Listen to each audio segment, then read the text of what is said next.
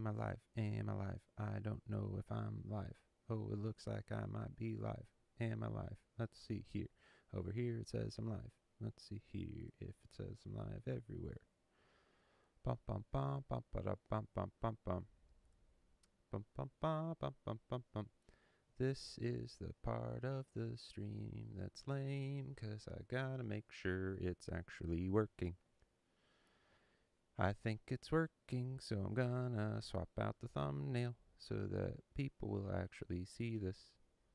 And I closed my window out. I shouldn't have done that. Bum bum bum bum bum bum bum bum bum bum. Is this audible? Can you hear me? Can you hear me? If you're here, then tell me that you can hear me. That'd be swell. That would be super.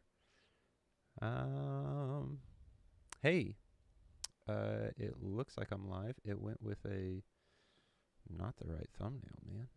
I do not need that. Okay. Swap that out. Doing something different. Change. Desktop. This one. Yep. Okay.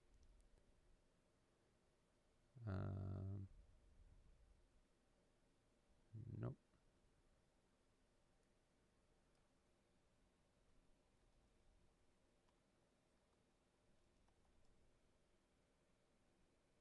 Is anybody watching this? Anybody? Can you see me? Let me know where you're watching from. That would be super helpful. Yes, yes, yes.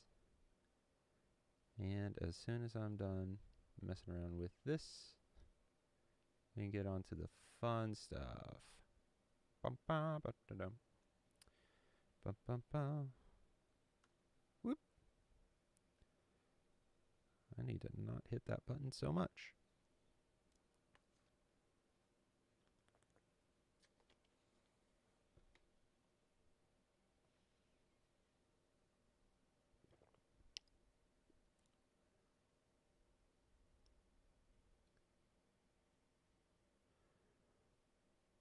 Lower than recommended.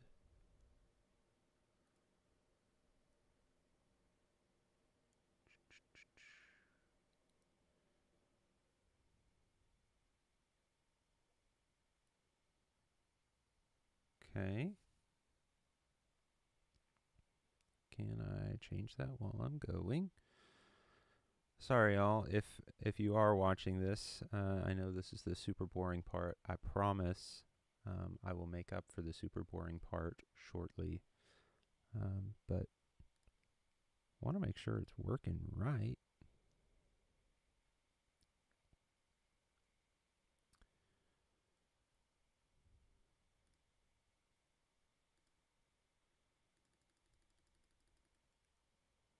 I don't know if this is going to break everything if I do this while it's going. We'll see.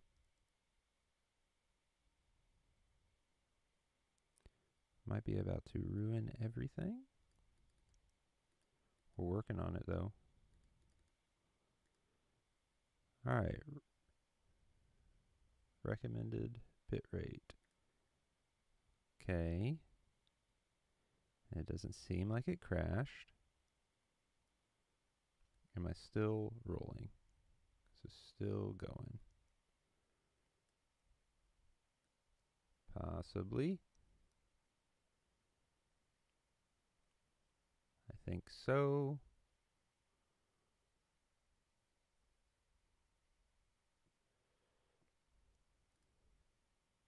Hey, my buddy Josh is watching. Hey, Josh.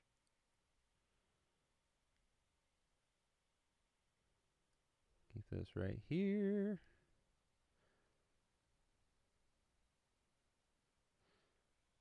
All right. Sorry for the last 5 minutes of shenanigans. We are going for real now. We're really rolling. Okay. So today we are going to be looking at pedal boards, specifically the worst pedal boards I could find. and some that are actually pretty decent boards. I've not studied all of these photos, though I did gather them earlier, like last week. I went through and grabbed some of these. So, sort of partial reaction here, perks of being a one-man show. So, what I do want to say before I get too far into this is that, one, I've come a long way as a pedalboard enthusiast. Can you see this? This is my current setup, which is not a perfect board or like the nicest board you've ever seen. But this is a very functional board, and I've got a lot of purpose to the way I've laid things out, and I'll explain some of that as I go. It's also pretty heavy. But I will also say that here's the thing. I did my first 5-date tour that I was flown out and got paid. They bought my flights, they paid for food, and they paid me to play the shows. 5 dates. The first time I did that, I went on the road with 5 pedals, 4 patch cables, a daisy chain, like a one spot and daisy chain. And at every show, I laid them on the stage, plugged them in, and they went everywhere. It was a mess. And I learned very, very fast the value of having all of your pedals contained, neatly placed, visible on stage, not sliding around. I realized really fast that it was important to have a pedal board that was very functional, and that would make loading on and off stage way faster, all of these things. So I say all this to say, am I going to be roasting boards? Yes.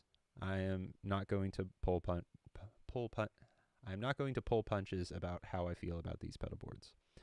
However, as I say that, I am also aware that you got to start someplace. So we're going to use this as a learning opportunity is what we're going to do. Okay? So hopefully it'll be both an opportunity to poke fun at some things that are silly, and also learn something, maybe, or at least discuss.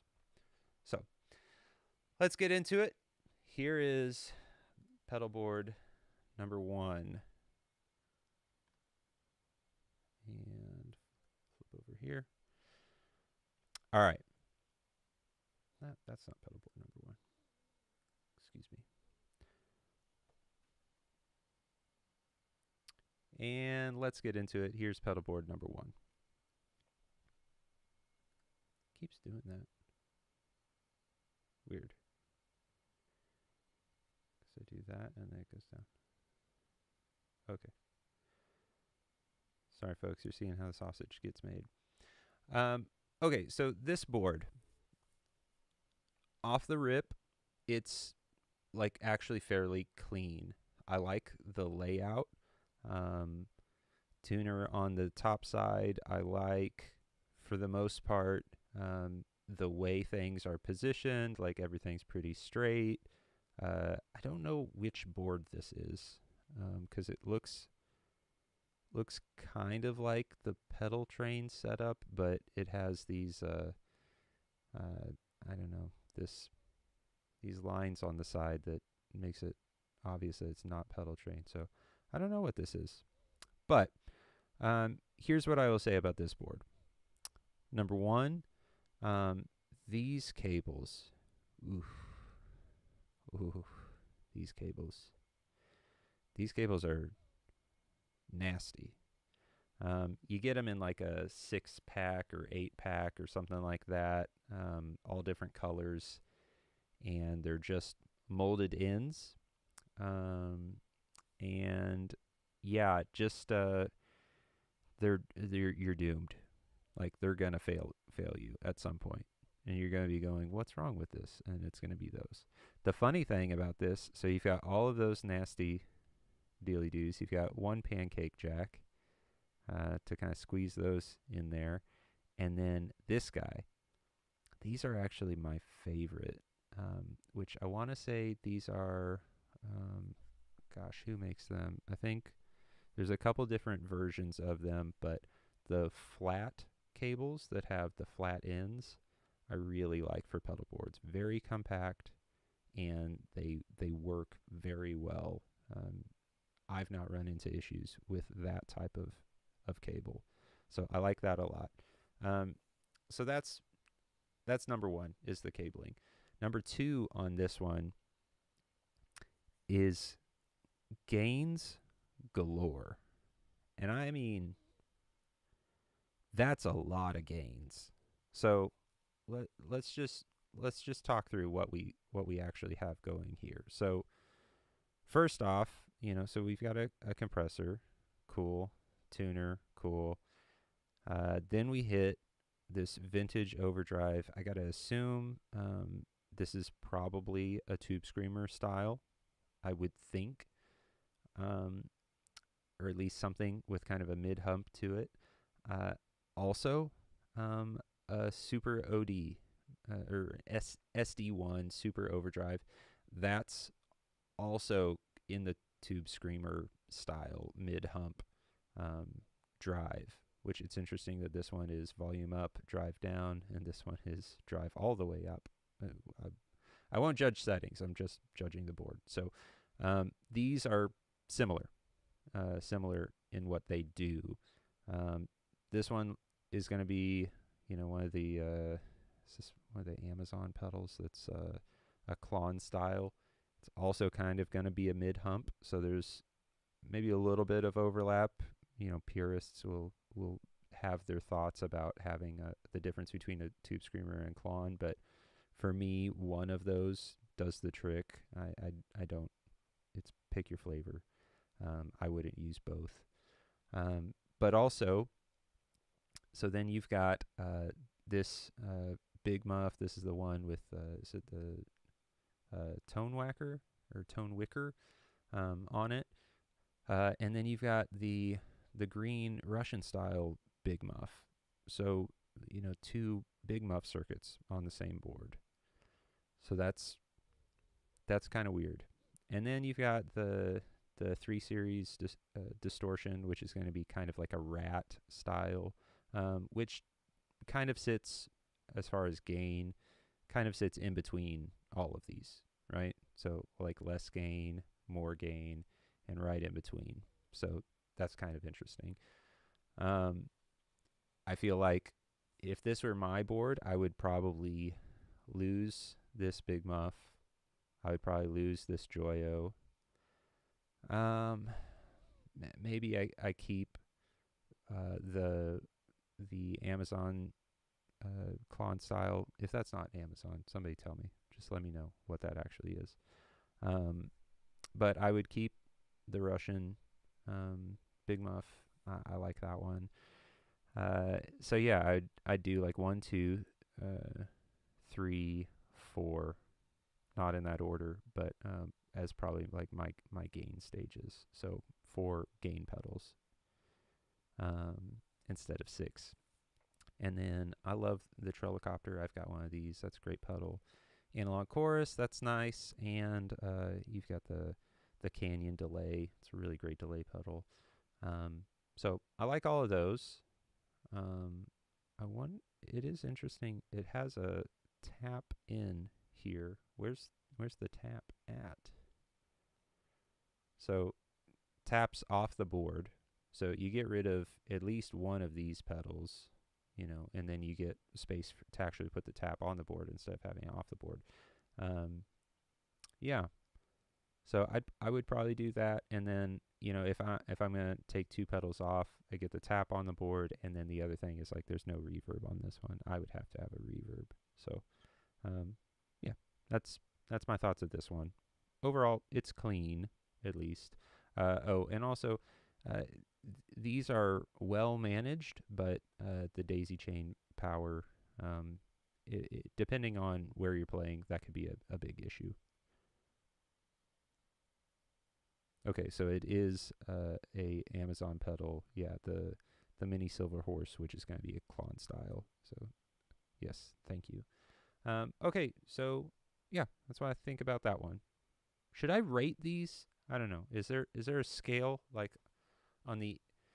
Should I make it like the ick scale? So like 10 would be maximum ick, and then like if there's no ick, then it's like a 0 on the ick scale. So I mean, for me, a couple of things I would change. I'm gonna call it like, because overlap is a thing, I'll call it like a 4.5 on the ick scale. 4.5. We'll go with that. Does that make sense? Yeah. We'll just keep rolling like that. All right. New pedal board. Oh, okay. Here's a clean one. Okay. So this is pretty sharp. So it's a pedal train board. I like that it's a pedal train. Looks like underneath is going to be those kind of look like the one spot bigger power supplies. So that's going to be really good power. So no issues there. I don't love the off the board either tap tempo or, yeah, that's probably tap tempo. Looks like this guy. Excuse me. Yeah, I'm guessing that's tap tempo for the boss. Yeah, so if this were my board, I would be doing something to get that onto the board. Trying to move something around, which kind of landlocked a bit. You could maybe get a little more real estate if you turned this pedal, that's a dualist, right? Is that just a silver face dualist, I think? Maybe you could turn that sideways and get enough real estate. You'd need a smaller tap tempo. Or, I mean, let's be honest, the DD500 has tap on it. So, like, is it completely necessary to have a tap off the board if you have access to it? And if it's that much of an issue, then for me, I would rather have this down on my first row.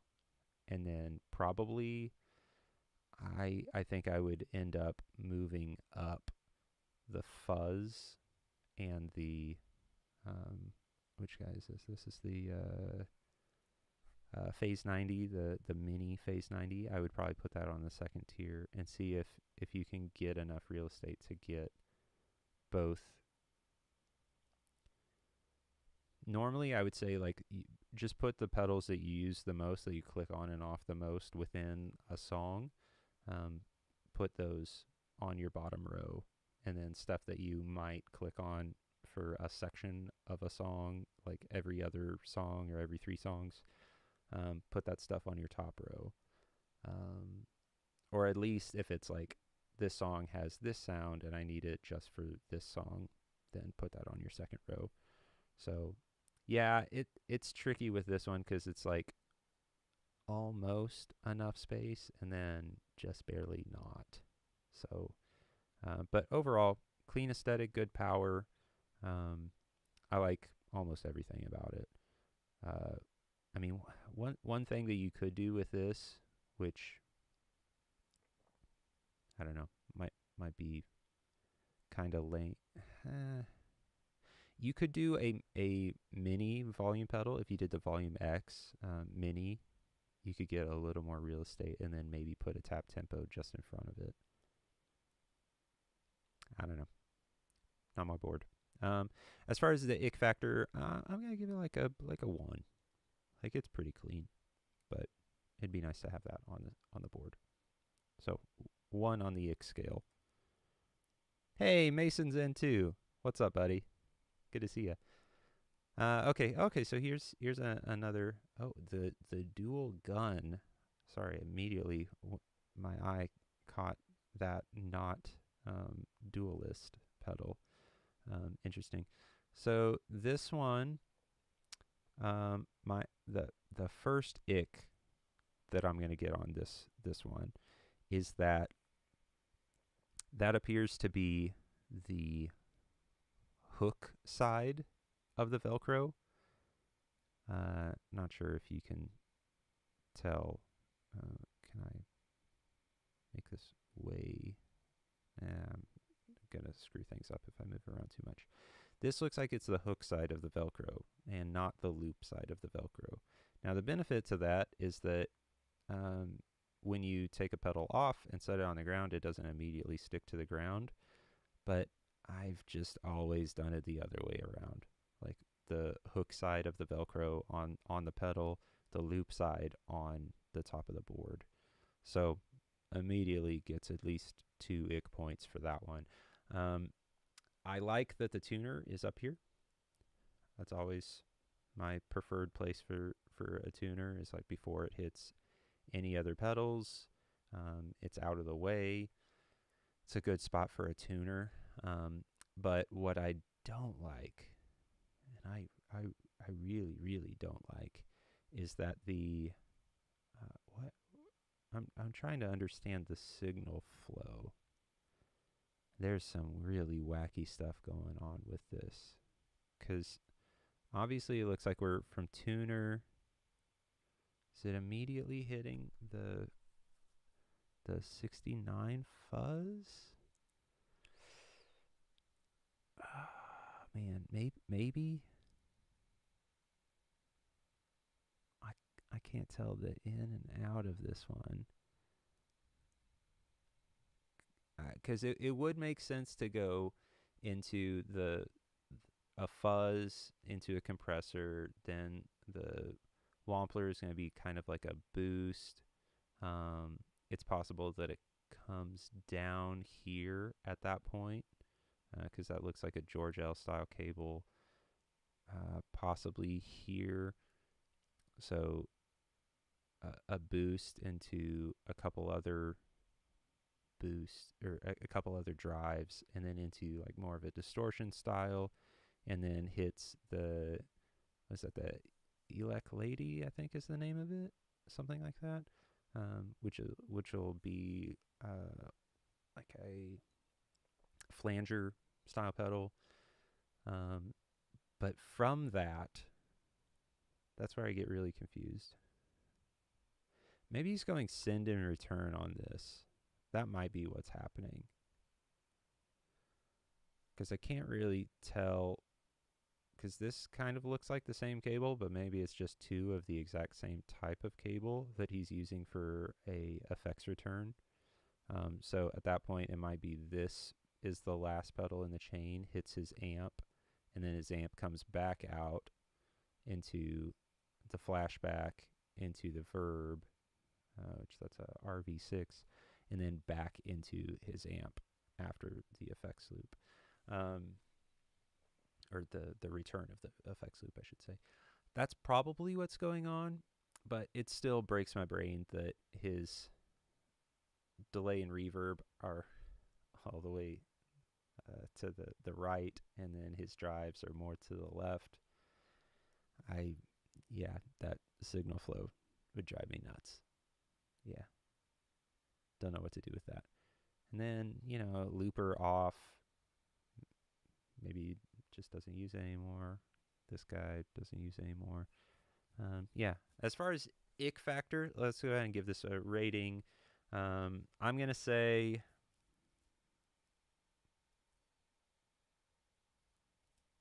I'm going to give this one a 5. For the Velcro, it's not all the same type of cable. Like, it would probably be advantageous to swap to just one cable solution for this.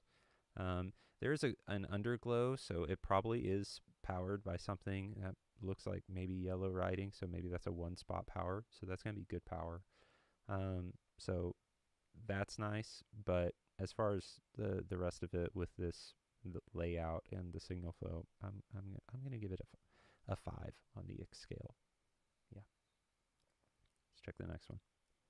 Oh boy. Oh, okay.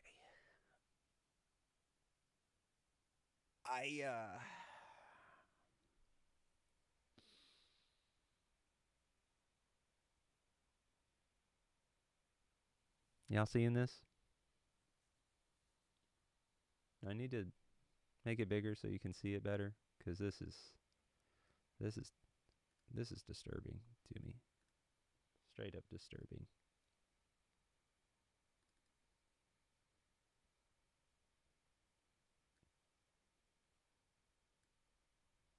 Let's make sure this is, feast your eyes on this terror of a board. Okay, so obviously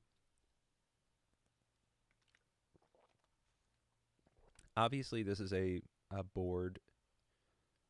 Okay, so this is a guy that has made some pedal choices and then has made some other pedal choices and has not necessarily committed to all of his pedal choices. At some point, you've got to commit, brother. You gotta get some stuff off of the floor. I can't even with this one. I can't even. The ick factor is off the scale for me. It's just off the scale for me. Okay, try to actually rein this in and yeah. Okay, so Vox pedal off of the board. Okay, yeah, he's got a wah pedal there off the board. That's pretty normal. But on this size of a board, you have plenty of real estate. Just put it on the board. He's also got this huge pedal, Captain Coconut, which is just a fantastic name for a pedal. I'm just saying. That's great. The thing that is super weird is that that's also like kind of on the board, kind of off the board. Like at least everything else is like mostly committed, albeit signal flow is wild here. But yeah, that should just be on the board. Then you've got the Tube Screamer here, and the Tube Driver, which are different. No issues with those being different.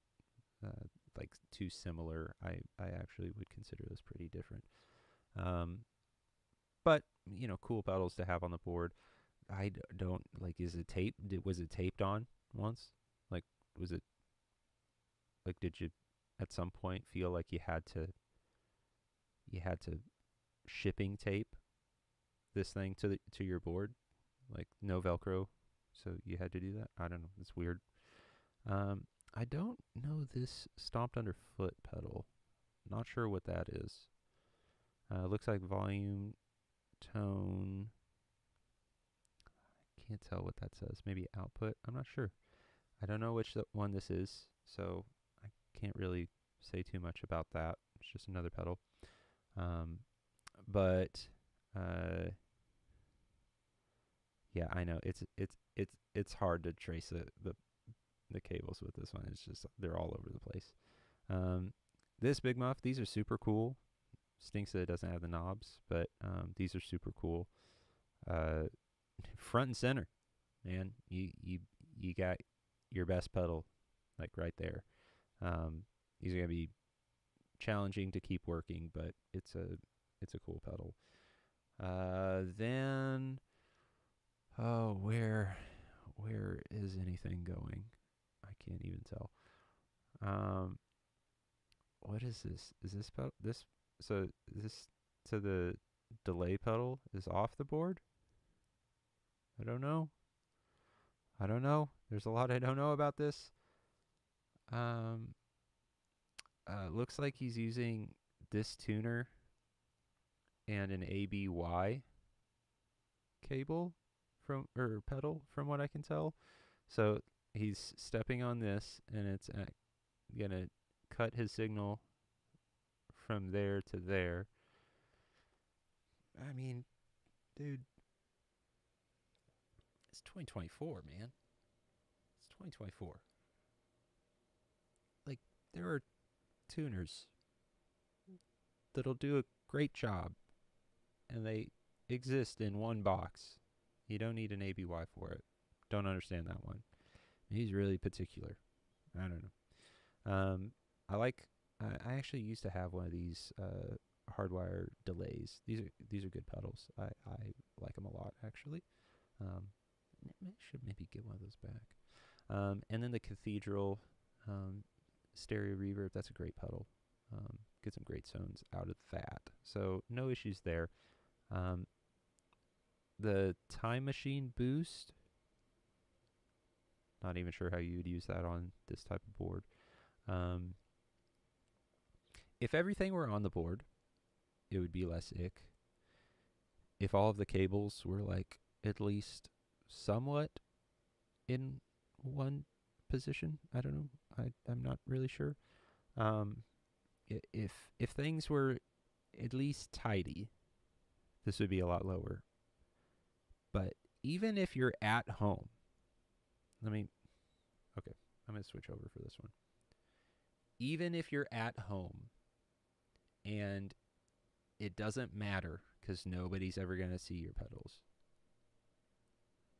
just have a little bit of self-respect and just put it in a way that makes sense a little bit, and you can get to everything and you're not tripping over things, and when something doesn't work you have to like trace cables for half an hour to even figure out what's wrong. There's just so much wrong with this board. Okay. Done ranting. I'm going to give this one. It's hard to imagine seeing something worse than this. With that being said, we're talking about the internet here. So I'm going to say this one is a 9.5 on the ick scale for me. I'm going to say it's a 9.5. It's a terrible looking board. And I hope immediately, like, I hope this was a before photo and then they immediately fixed everything that is wrong here. That would be great. That would make my day. Okay, moving on. What are we moving on to? Maybe to the next board.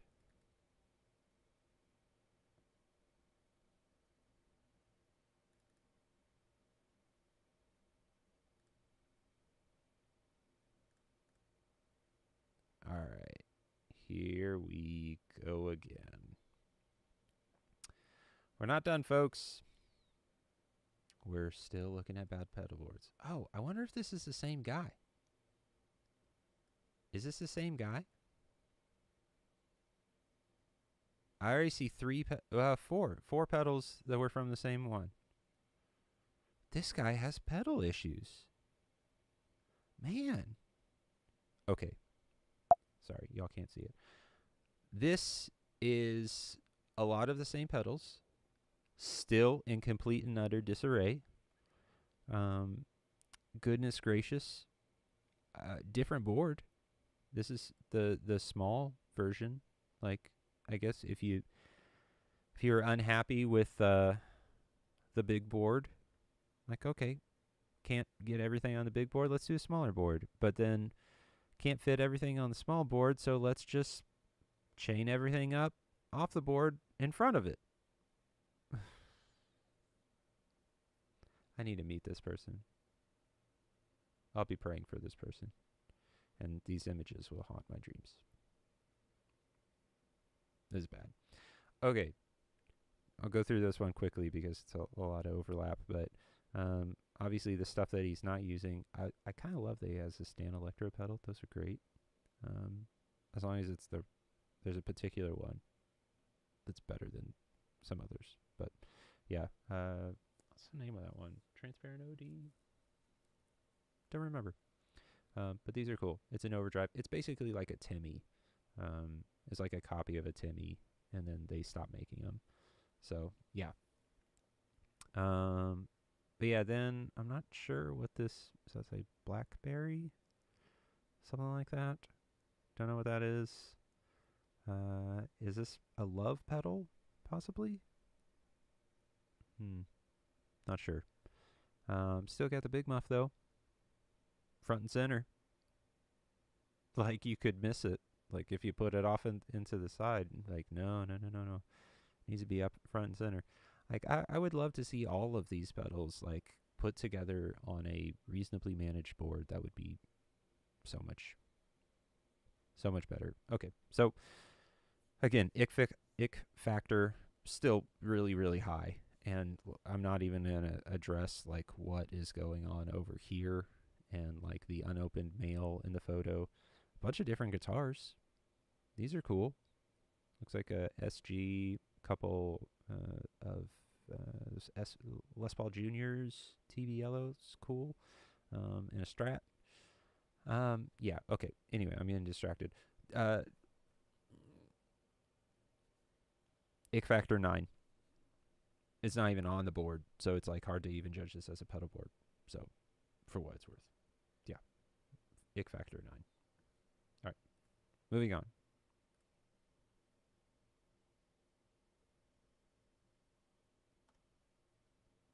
Nope.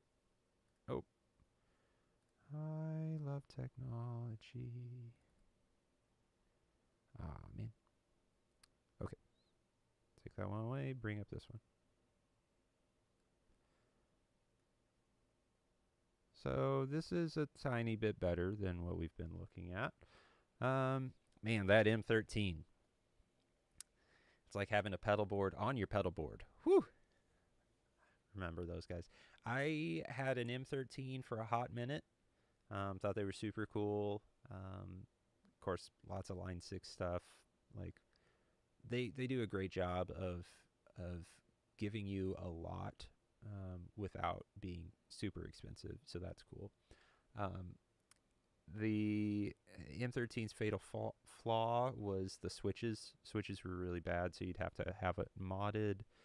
That was expensive, so then you end up paying, as much as you would for a more expensive unit after having it modded and all that. So it's kind of annoying, but whatever. We won't just judge the M13. A lot of cool things going on this board. Also a lot, and I mean a lot, of overlap. So what does the M13 do? It does compression, drives, delay, mod, reverb. It's pretty much a catch-all. Like, can do a whole bunch of things, and then can have a whole bunch of different settings for each of those different things. And it's got a looper. So yeah, that could replace half of this board, like, and takes up half of this board. But yeah, okay. Obviously, fan of Line 6, fan of Boss as well. Kudos, like Boss. I'm not really sure, can't tell which DD unit this is. Might be a DD5, could be DD6 or 7. I feel like this photo is probably a little too old for it to be an 8. Not sure, but then also having a DD20 right next to it. These do a lot of the same. Maybe you've got it for that one sound that you always use, and then you use presets for this one. I could deal with that. But no verb. Where the verb at? Maybe he's using verbs from this guy. I don't know. Possibly. This what is this guy? I think this is all. Maybe somebody can tell me. I think this one is all drives. Maybe. Don't remember. Haven't come across that one for a while. Who makes that? Is that Earthquaker? Possibly. At any rate, he's got an OCD. That's cool. Philosopher's Tone. That's going to be a compressor pedal. So yeah, no overlap there. I do love on the tuner. He's got different tunings that he plays in. And it looks like CGC, is that FAB? Possibly? Don't know. And then a bunch of sharps. I mean, those some wild tunings. Wild tunings. So that's crazy. Also, like, also need to mention that there's yet another delay pedal on this board. Oh, he does have a verb. He's got Verbzilla. Verbzilla. Okay, so delay and reverb, it is Earthquaker. So this guy's more delay and reverb. Okay, so you have a delay pedal here, or sorry, a verb pedal here, delay pedal here, delay pedal here, delay pedal here, delay and verb here. What? And then everything that this can do. Pat, I'd like to buy a drive. In anything else? Like that's wild. He's got the one of the octaves, OC something or other, can't remember. Octave pedal is going to do its own thing. The super shifters are cool. I think those are PS5s. Those are super cool. Why you need two of them, I'm not really sure. Only thing I can think is that you've got like two settings on the PS5 that you use, and you have to have each of them. And yeah, it's one of those pedals that trying to like dial in during a set, it's not going to be a good idea. So that's kind of wacky. A lot of overlap, and some of the major food groups kind of taking a back seat to this one. So I don't love that. Also, you've got this weird cable coil here. I guess that's tap tempo for this guy, possibly. So maybe that's a TRS cable. It's the only size you could find. All right, whatever. And then the random yellow cable, and then random red cables. The red cables I could almost deal with, but that random yellow, man, that just sticks out like a sore thumb. Yeah, so ick factor on this one, I'm gonna say probably like a strong 8. Just generally kind of messy. Trying to troubleshoot this board would just stink. That would be really challenging.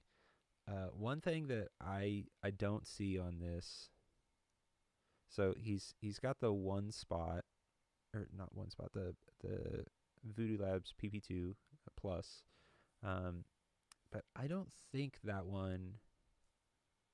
It's got the LG power on it, but I don't know if that's enough for an M13. I feel like you'd have to have a dedicated power on the M13,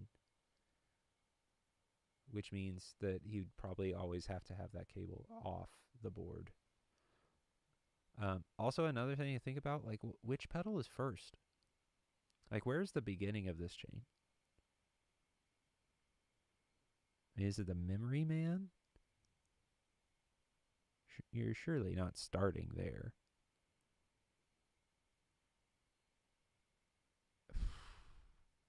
I don't know. If it's starting with a Memory Man delay pedal, that's wild. Wild. Yeah. Strong 8 on this one. Like, that's a lot. That's a lot. Okay, let's get another one. Oh. Okay. Okay. All right. It's a little guy. It's a little guy. It's cool that it's a little board. All right. This should go pretty fast because there's not too much to pull apart here. I love these are that same type of pancake adapter. Yeah. Sorry. M13, a compressor. I believe the M13 has a compressor setting on it. I believe you can do different types of compressors on it, but it would be like an individual preset on the M13, if I'm not mistaken. I never used it for that. Like when I had the M13, again, I only had the M13 for a little bit, and I switched over to the M9. Liked the M9 way better because it was like way more manageable. Could fit it on a board with other pedals and stuff. But I only used it for like mod pedals, delay pedals, reverb, sounds, I should say. Never used any of the drives or compression on it, so I'm pretty sure it has compression on it, but it's been a minute, so not sure. All right, so this board, it's little. I like that it's the right size for the number of pedals that he's got on here. Looks like these handles are is that leather? They're just leather. The first thing that I would change about this board is I would paint it black. Like it looks like a cutting board, and not in a good way. There are some really nice pedal boards out there that are like really nice finished wood. This is not one of them. It's not. So yeah, I would do something at the very least, a really dark stain on the board. Zip ties instead of Velcro is a choice, and would ensure that they're not going anywhere. So I gotta hand that to you. They're just not gonna go anywhere. But why white zip ties? If you did black zip ties, it'd be a little less obnoxious looking. It certainly blend in with the rat. So yeah, I would probably do that. This is a great power supply. I've got a similar Chalks power supply. Can't remember which model that is, but that'd be good. Yeah, good power. Like cables are kind of all over the place. He's got, as far as the actual pedals themselves, okay, so you've got a Tube Screamer style, and then a rat, noise reducer. Okay, so how these guys are giving you that much noise, you already have to have a noise reducer. All right, but then tuner at the end, which I feel like the tuner at the end guys are normally ones that deal with a lot of noise. So you have so much noise in your chain, you're just trying to mute it to kill the noise. So you put your tuner at the end of the chain. So if you have that much noise that you have to put your tuner at the end of the chain, is this guy not cutting the mustard for you? It's not doing it? Like, seems like that should be doing a good enough job that you could put this at the front of your chain so that you get tuning accuracy and can mute before anything else happens and not get a bunch of hiss afterward. I don't know. But that's kind of wild to me. Ick factor for this one, I will say it's innovative. So this board, the board itself probably cost the guy like $15. Probably found the scrap of wood. I don't know, maybe it's all scraps. Like he had some leather around that he could make some handles out of. I don't know. But yeah, ick factor, like a 6. I don't love it. I don't hate it. There's not that much going on. At least it's like somewhat well managed, and those pedals aren't going anywhere. So yeah, like a 6. Not too bad. Let's jump into another.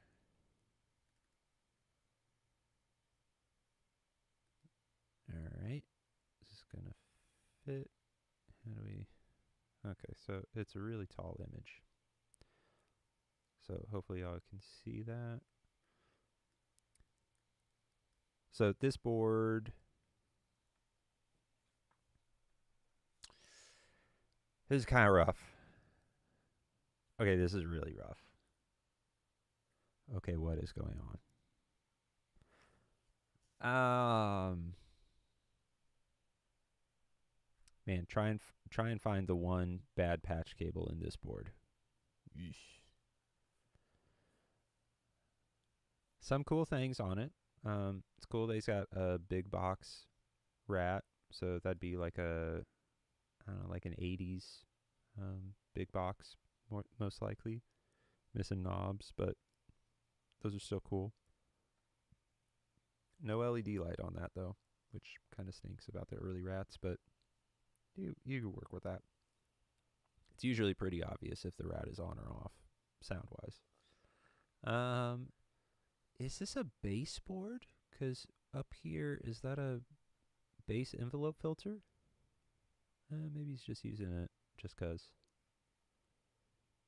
Interesting. I don't know what to think about the random. Is that an actual Vox wall or is that a Vox volume? Not sure how to tell the difference. Might say here. Not totally sure. Tuner on this side of the board, which is preferred. Delay on this side of the board, which is also preferred. The thing that's really confusing to me is what's happening over here with the dual sparkle drives. Yeah, I don't even know with 2 sparkle drives. If those are your sound, great. Why would you put them over here? I don't know. That's weird to me. That's really weird to me. And then which hardwire is this? Is that maybe the chorus? Like the mod pedal that has chorus and stuff? I think that does say chorus on it. Stereo chorus, perhaps. So that's cool. So he's got delay, he's got a tremolo, an octave. Those OC3s are cool. A rat style, 2 different drives, which for what it's worth,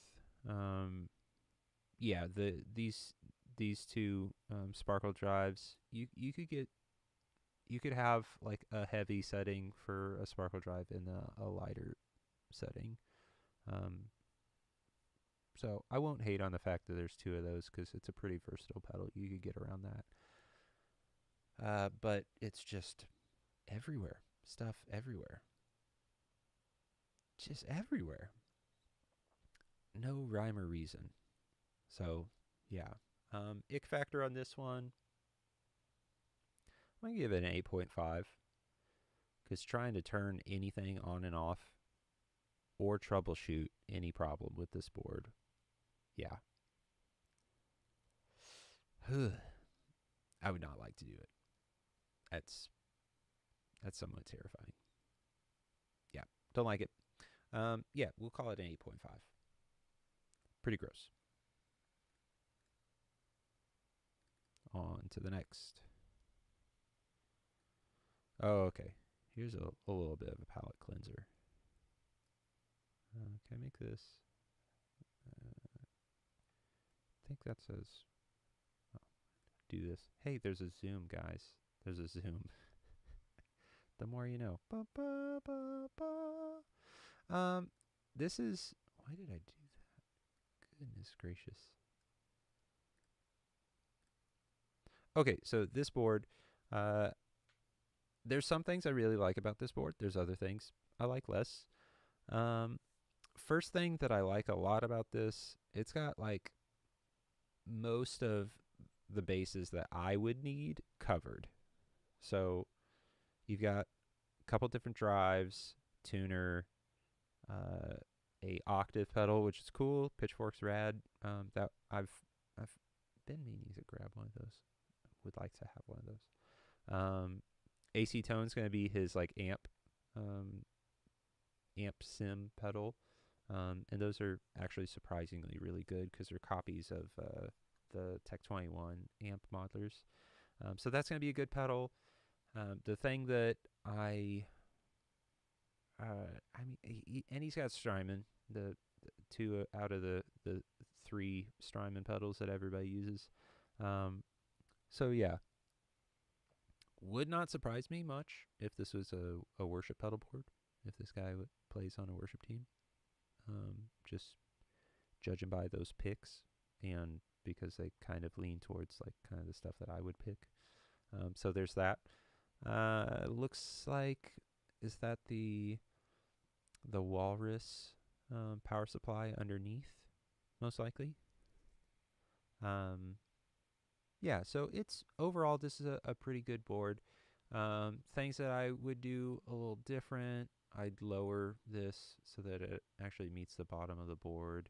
I would probably put the AC tone up here and put the pitchfork down here, because the AC tone is going to be an always on pedal. The pitchfork you'd turn on and off depending on the song and the part. So I would rather have that closer to the bottom of the board.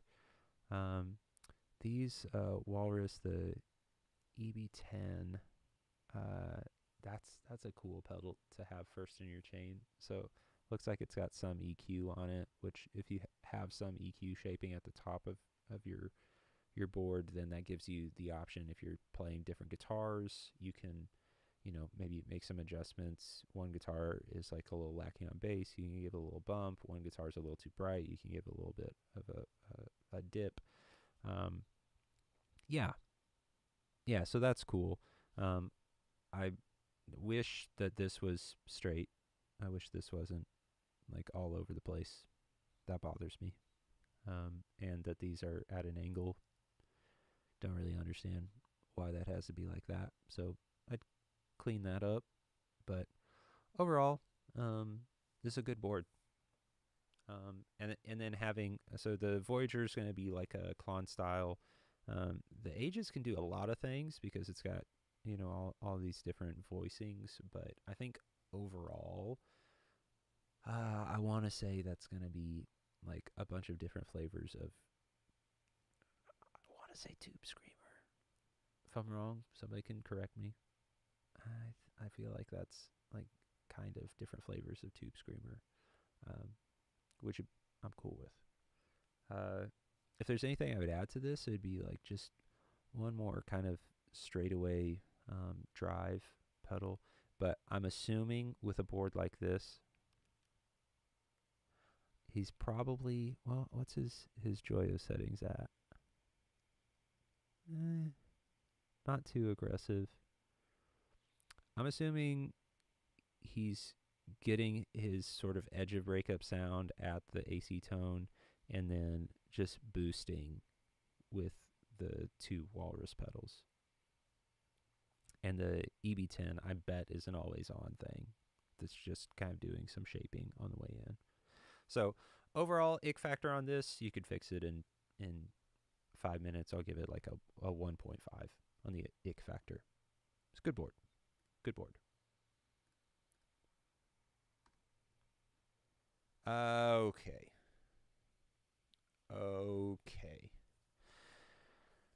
Those dreaded colored molded cables come out again. I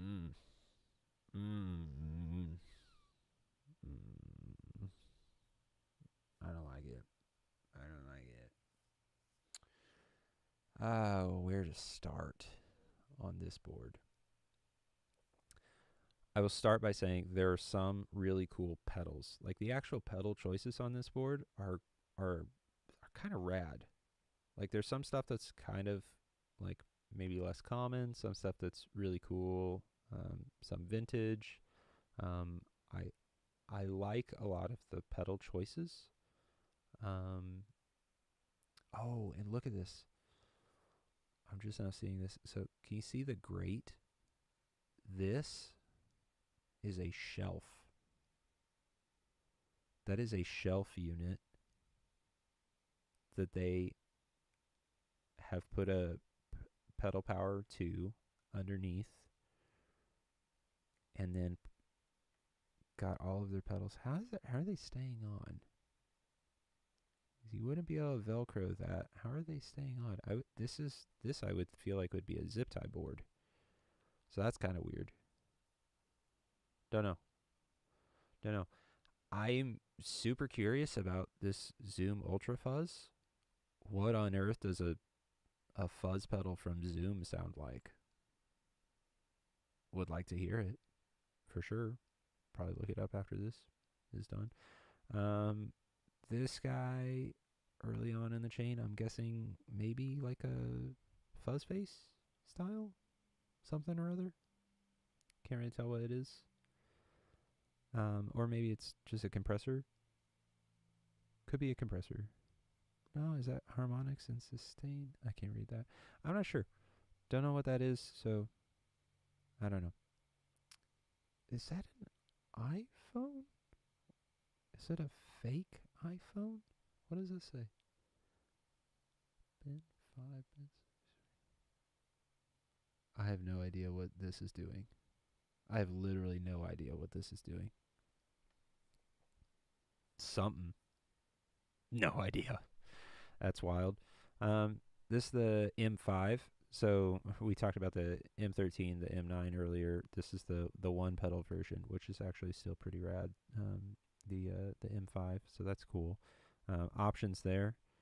Is that pitch guide he's got? So he's doing some sort of pitch thing. Or it says filter there. I'm not sure. Not sure what that's doing. Voodoo octave. So that's going to be a fuzz with an added octave up. Yeah. Yeah. Fuzz and then an octave up. So that's cool. I dig these. The PS2 and the PS3 are both really cool pedals. I'd love to have a PS3 to be honest. Yeah, really unique sounds. I'm a Radiohead fan, so like the PS3 was like used on a bunch of stuff. Maybe the PS2 as well. But yeah, so that's a cool pedal. It already gets points for that. This Tapescape. I'm guessing that that's going to be like just a single setting, yeah, like a single setting tape delay, which would be cool. And then maybe it has is that say rise on it? So there's like a feedback control there. That's cool. 20th Century Drive. No, I know nothing about this. It looks rad. Yeah. Don't know what to think about that, but it's cool. Why it's got a bypass and then a sustain button. I don't know. That's curious. The AB loop box shenanigans. It's not an AB. I said AB. A loop box. So this is just taking one pedal in and out of the chain or whatever is within the loop in and out of the chain. Okay, tracing the blue cable up to this one, red cable down to this one. Looks like that's just for the PS2. So he wants the PS2 in the chain. Might have some sort of a bypass issue with that one, or maybe he wants the ability to hard cut it and have it like making a whole bunch of noise and be able to turn that on and off. Could be cool.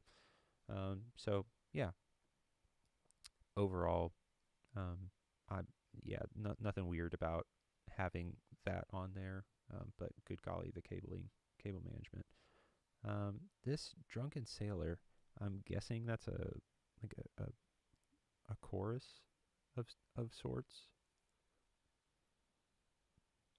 Yeah, DD6 is cool.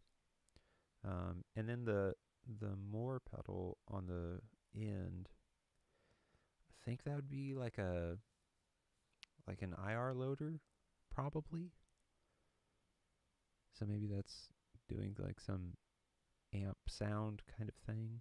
I don't know. It's an innovative board. I will say that. I'll give it that. Um, it's innovative. I don't love where things are laid out. I would much prefer to have like drives kind of in one section and then like your. I would normally do drives as far left as I can or far right as I can, then like mod stuff in the middle, delay and reverb to the left. But whatever. Maybe if it were all tidy, it wouldn't really matter. It's just a matter of what you need to be clicking on, the most. So if all of that's on the bottom row, great. But yeah, this one's odd. I'm gonna give it like those cables, man. Those cables. Whew. Let's call it like a 6 on the ick scale. Like a 6. Swap out all of the cabling. It's already better. Straighten some things up. Move some stuff around. Yeah. But those cables are... They honestly... What they look like bungee cables. Like bungee cords. Like you would use these cables to like... If you're trying to move like a big shelf, or yeah, you're moving from one dorm room to another dorm room, and you load up the back of your buddy's truck and you bungee cord everything down. Just pull all of these off the board and use those. That's what it feels like. Okay, enough of this board. Jump into this one. Ooh. Now we're talking. Oh, man. Man, oh, man, oh, man. All right. I love this, and I hate this, and I love this. So let's dig in. All right. So first off, like, oh boy, the cables. Oh boy, the cables. Like, you don't need to get to these knobs. Just throw some cables in the way. It's fine. Everything's on a true bypass looper. It's fine. You don't need to touch a thing. Whew. Yeah. Yeah, the cabling is real rough. Also,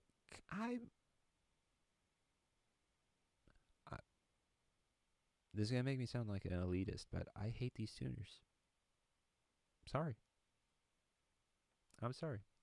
I hate these tuners. They're cheap plastic.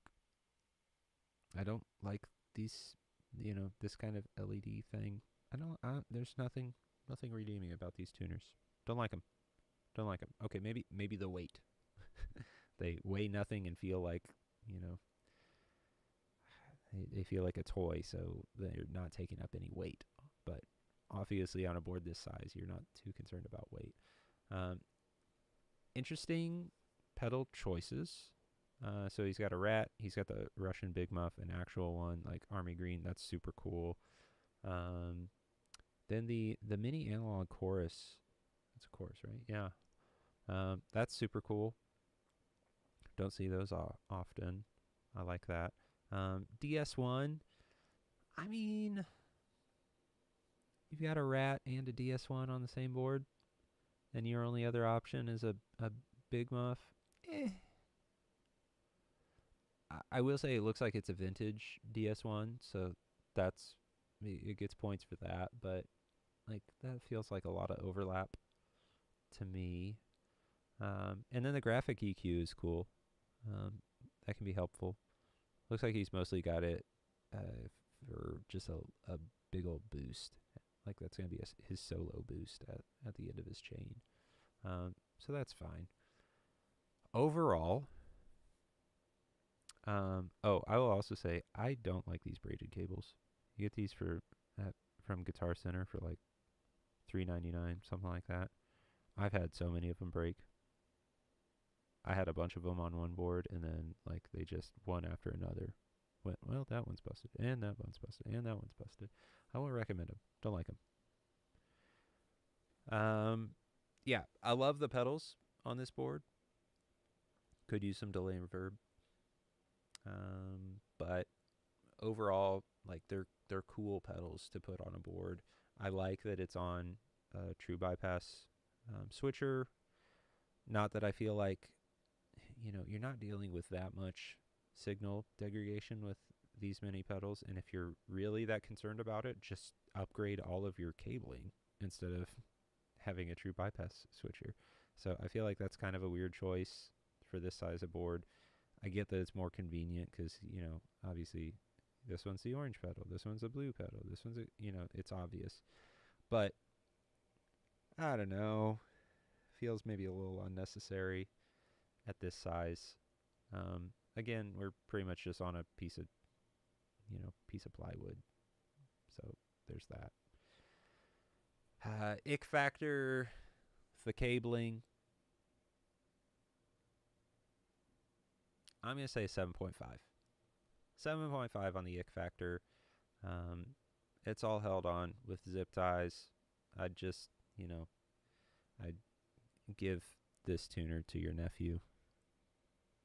You've got this tuner and this Russian Big Muff do not belong on the same board.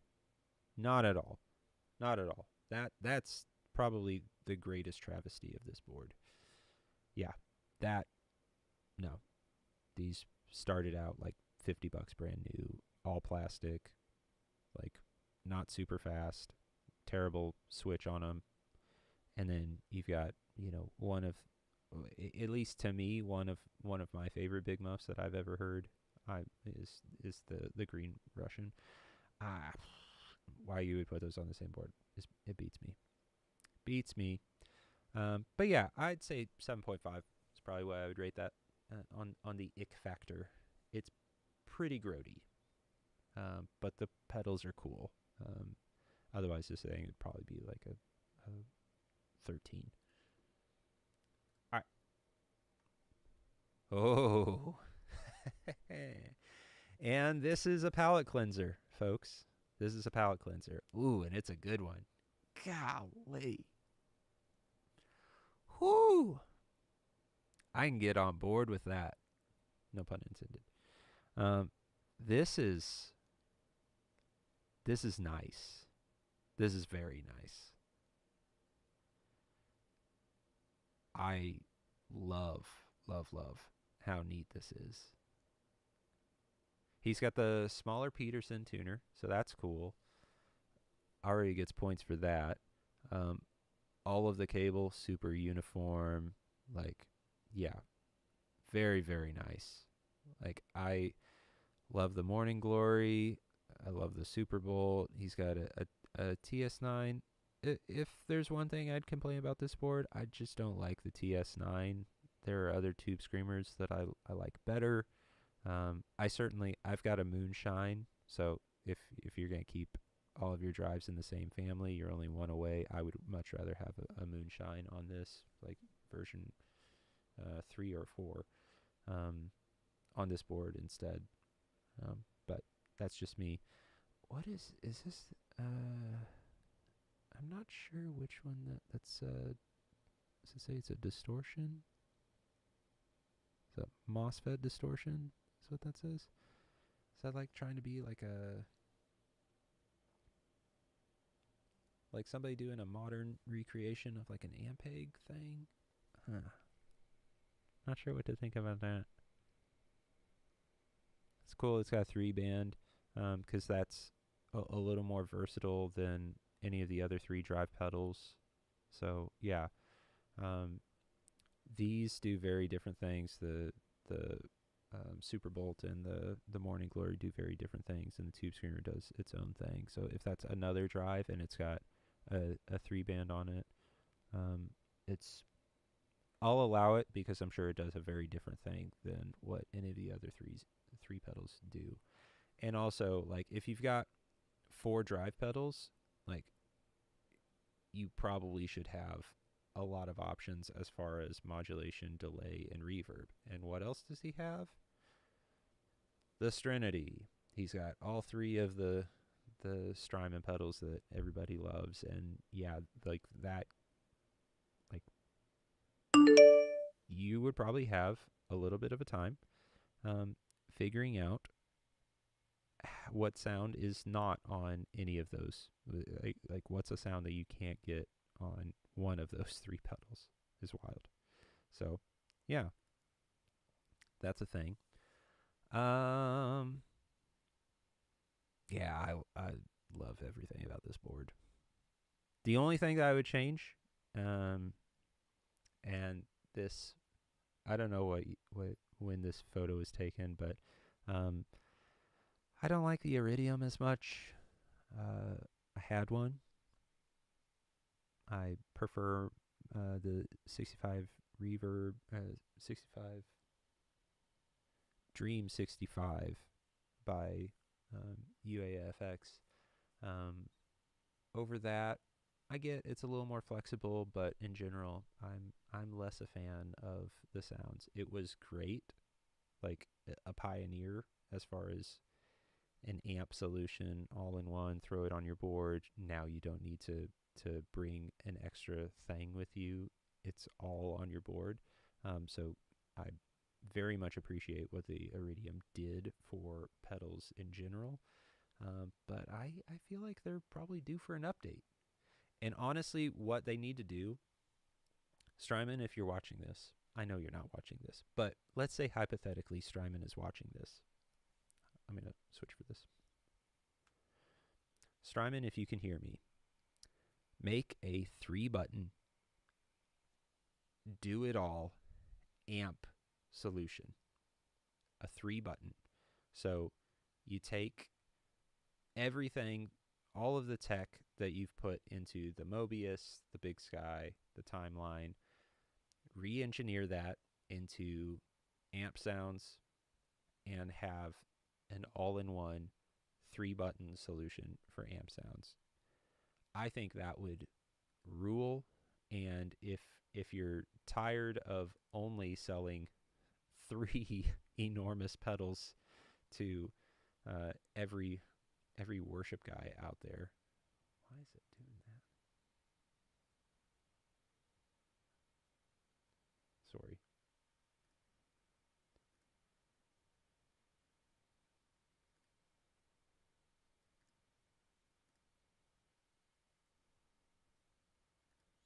Still doing that. It's weird. My apologies. Trying to figure out my life here.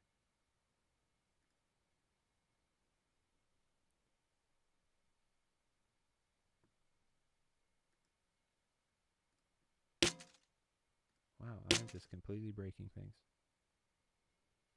So sorry. This is the part of the show where Dave forgets how things work. Okay. Yeah, so what would I change about this? Yeah, I would put a hypothetical Strymon pedal right here that is the same size as these and does all of the amp work and could do different sounds. I think that would be rad. So personally, I think that would be great. Yeah, I think an update for the Iridium would be cool. Call it the Iridium 2, call it the Super Iridium. I don't know, like a mega version of that would be rad. I think as far as like the switching, the capability, there's very few things that you wouldn't be able to do with this board. It's got just all of the MIDI functionality. It's wild. Yeah. As far as ick factor on this one, 0. 0. Yeah, I could complain about the Iridium. It's still good.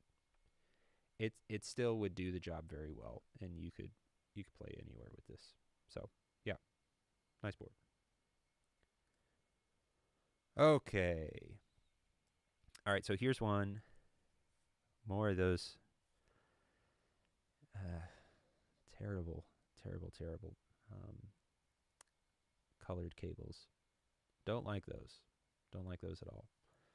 So you're losing points for that. It's got a wah, then a tube screamer style into a stereo phaser, into a Waza heavy metal. Interesting. And then also a big muff, and then also a tone bender. And then the SFT is going to be a drive. And then from there, go all the way around to what is going on with that EQ? That's a interesting move for that EQ. The only thing I can think, and I've heard of guys doing this in the studio, it can be a cool effect if you take,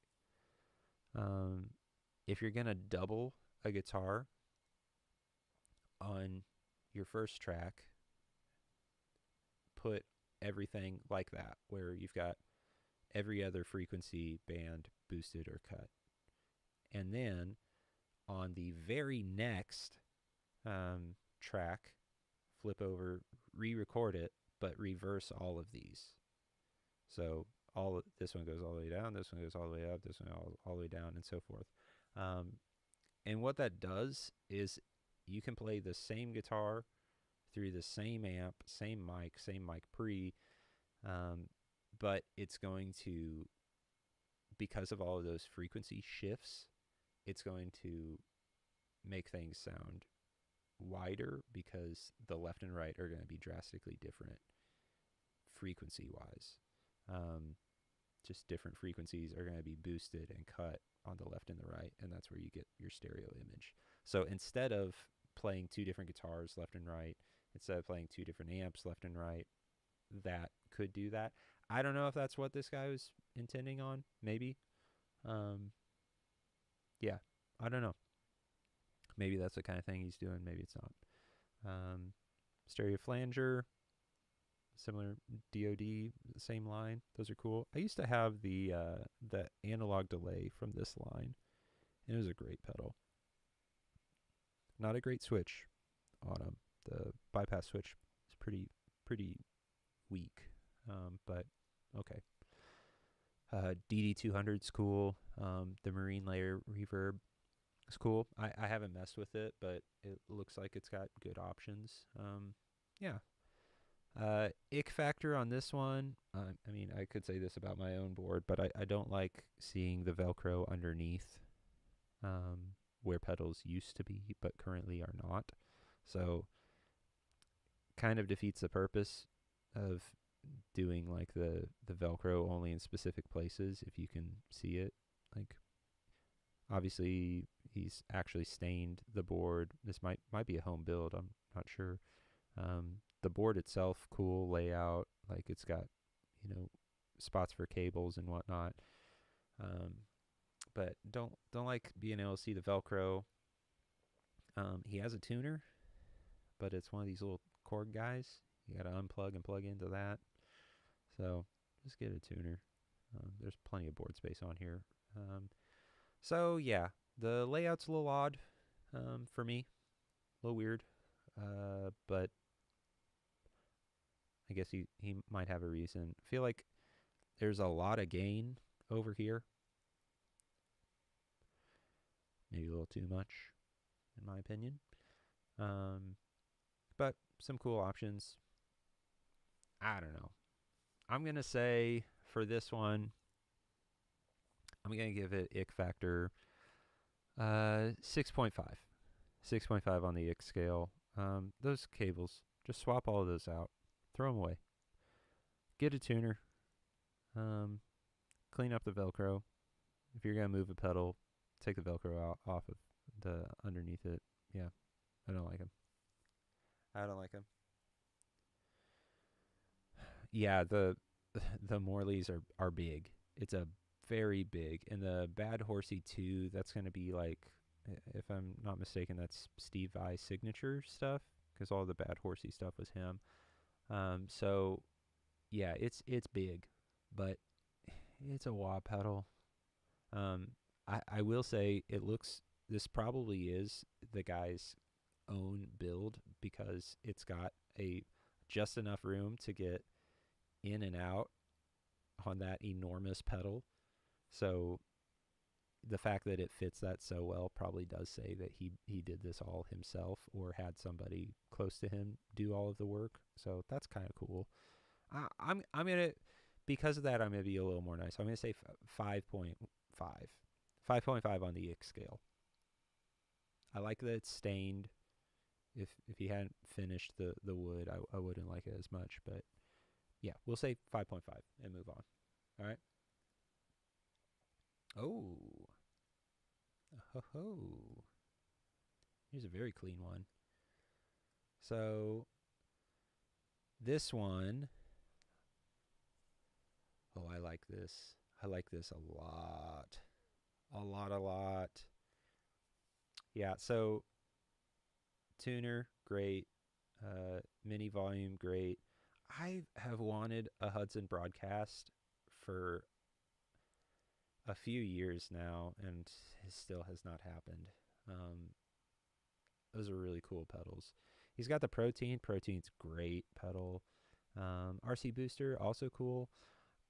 Cali 76. I mean, the only thing you're going wrong with that is your pocketbook. So yeah, that's a great pedal. They're just they you pay for them. And then a couple of great Strymon classics, El Cap for delay, and then some Verb and Tremolo from the old Flint.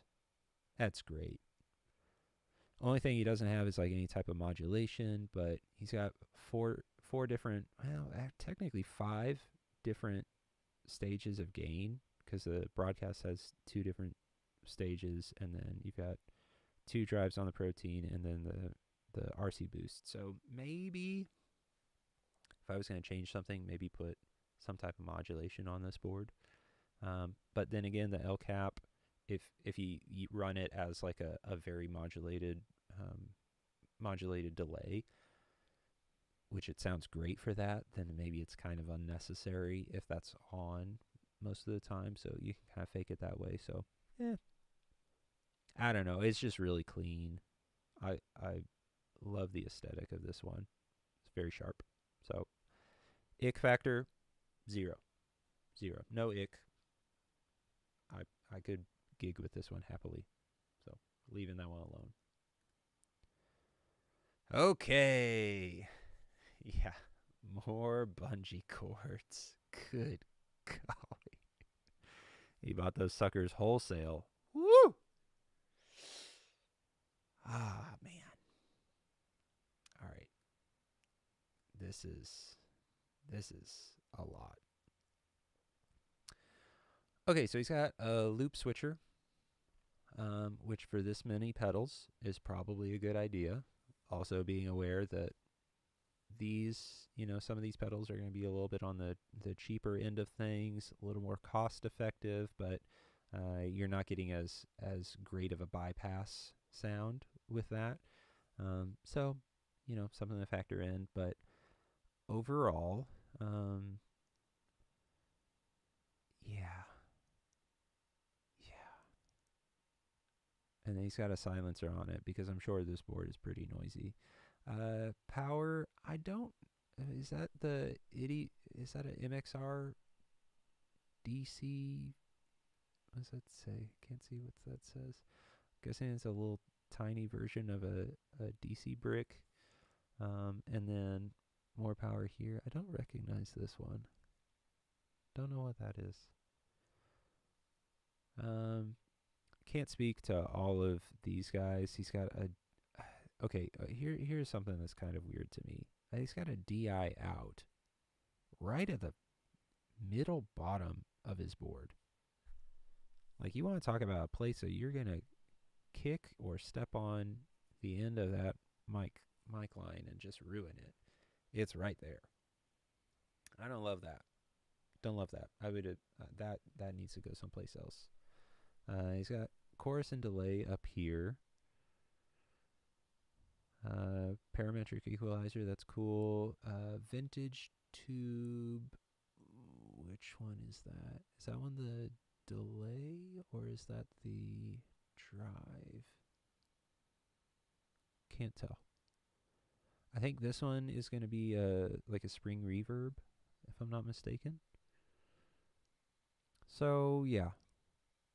Ick factor, I mean, just immediately, it's zip ties and bungee cables. So like 30. But no, for real, I would say like getting better cabling. Maybe consider not doing all of the zip ties. Maybe, I don't know.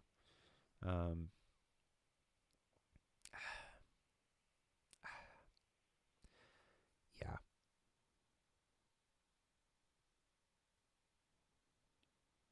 We'll just mark it and move on. So ick factor for this one, I'm gonna say, is like a 7.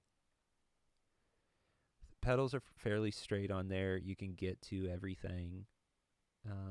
So maybe I'll mark it down. Okay, I'm marking it down to a 6. Guys, I'm marking it down to a 6. Okay. We'll call it a 6 on the ick factor. But these are just horrendous. Like, they're very displeasing to the eye. And the zip ties aren't doing any favors either. So, yeah, we'll call it a 6. Oh ho. Looky, looky. Oops. I'll come back.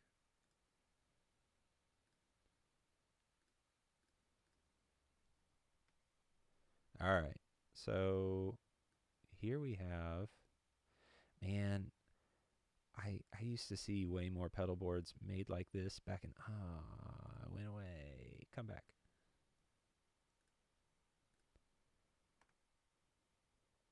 Dude, in the early 2000s. Oh my gosh. Just work. Sorry, user error again.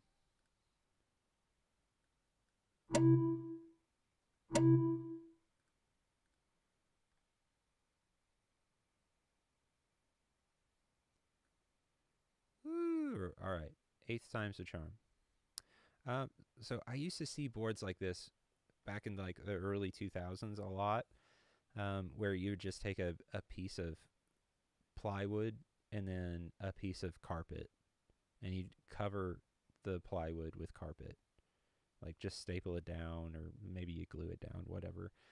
But then after that, you just put one side of the Velcro on. And I used to see boards like this all of the time, and like it brings me back a little bit. But all right, let's dig in. So tuner in a good spot. I appreciate that. Turbo distortion, cool. Turbulator. I'm not familiar with that Orion pedal, but that's cool, I suppose. Got the Super Fuzz. That's actually it's a great cost-effective fuzz pedal. You got the FX69 Fuzz.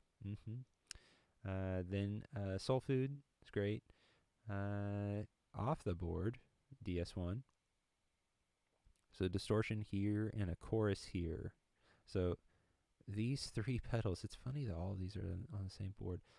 Okay, so this, the Rock Tech. So this was a thing back in the day, and I'm so glad we're not doing this anymore, because this was ridiculous. But you would basically remove the faceplate, and the thing that makes the pedal look unique would be the faceplate. And I'm sure it's a manufacturing thing, because you think about it, you make a ton of these particular, as many of these boxes, you know, all 3 of these would be, make this the same box, same aesthetic, nothing has to change, and then you just add the right faceplate to it, which is also doubles as a battery cover. Of course, the huge issue with that is that if that gets lost, now you don't know if it's a delay or a distortion or a chorus. So this guy has printed off these handy dandy labels to remind him that this is the chorus pedal and this is the distortion pedal, which I think is hilarious. I'm surprised he didn't do that with the Soundtank series, Ibanez. I'm curious which one this would be. Maybe, I know the one that's really sought after is it's like is it tape delay or tube delay or something like that? There's a one of the delays. It's not the digital delay, but there's one of the delays that's really desirable. Those are pretty expensive on Reverb and whatnot. But yeah, cables everywhere. This pedal, this cable from here to here. I mean, come on. And then like the stuff off the board, like he's got a spot. Get that on the board. Come on, man. Yeah. Ick factor on this one. The power is going to be pretty horrendous because it's just stuff going everywhere, like obviously daisy chains and whatnot. As far as signal flow is concerned, like yeah, you're just all of these cables are going to be pulling you down. So I'm going to call this one. I think the pedals are cool.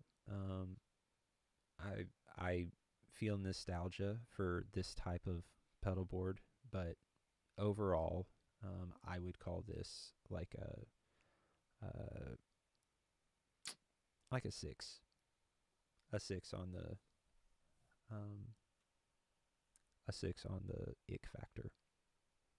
Yeah, yeah, we're gonna call it a six. Some really cool pedals on here though. Like as far as like the cheap stuff made in the 90s and early 2000s, um, these Rock Techs, the Orion and the Ibanez Sound Tank series, um, are cool pedals that don't get the love that they deserve, but also like they're made kind of cheap, so you're gonna be kind of at the mercy of their foot switches with a board like this. So that's kind of rough. Like this would be a board that I would recommend doing a true bypass.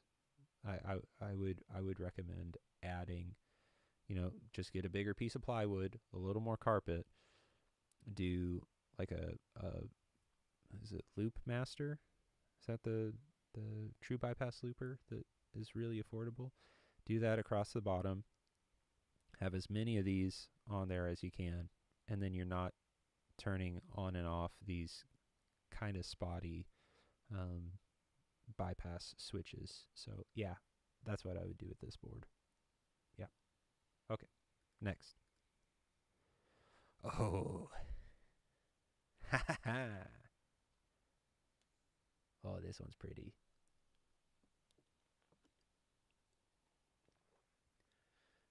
Big fan of the gig rig. I love that pedal show, Dan and Mick. So of course, like very familiar with the gig rig. G2's sick. So that's really cool. He's got gig rig power, also awesome. So you have no problems there. Um, I like the selections. Interesting enough that he's got two free the tone pedals, and then that uh, Shadow, is that Shadow Echo Dr. J? That's an interesting one. Is that a budget brand? Don't know. The chorus is cool. And then another Hudson broadcast, but the single button version. So what they did is they added an extra gain knob and then turned this into a second foot switch, so you could like flick between the gain knobs if memory serves me. I think that's what they ended up doing with that, which is pretty cool. The man, the MXR Phase 45 might be my favorite phase sound. It's a lot more subtle, and I like that. So that's cool. Um, yeah, yeah, I like the Phase 45. It's a true bypass looper, so maybe it doesn't matter, maybe it does matter, but the general layout, like, okay, it's a little, maybe a little odd. I don't understand why the spring, is that a Maleco spring? I think, um, is all the way over here. If it's on the true bypass, like, why is that not up there? You just had a spot to fill, so you put that there. I would have probably put the bank manager down there. Personally, I like that he's got the free the tone delay down here, easy access if you're gonna have to do tap tempo or anything like that. That's great. Um, yeah, the purple cabling is maybe a little odd. Looks like the board itself it's a white board or is it a yellow board? Can't really tell. Ick factor on this one. I mean, it's pretty clean. The overall layout is maybe not my absolute favorite, but it's pretty clean. Spacing, when you get to a certain point, like spacing matters. So I'm gonna say ick factor of like maybe like a 1.5. Like maybe just move some stuff around, and I probably would have gone with just all black cabling, because it wouldn't show as much against the Velcro. But that's just me. Pretty good board. Pretty good board. I do wish it had a verb on it. No verb. If it were me, I'd need a verb. All right. Also, take a look at this board. I'm going to pause for 2 seconds so I can plug in my camera so that doesn't die in the middle of this board. Stand by.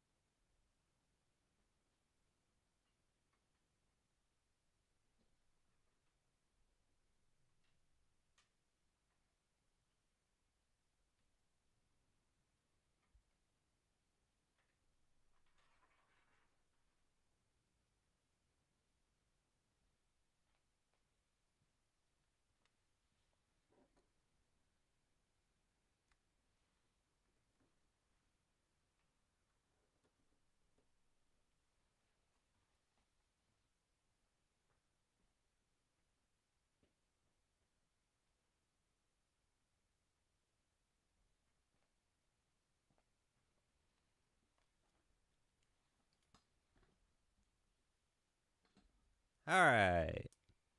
There you go. Sorry for the pause. My bad. And now my own cable management issues. Okay. So this one, very cool board. Things that immediately stick out to me, the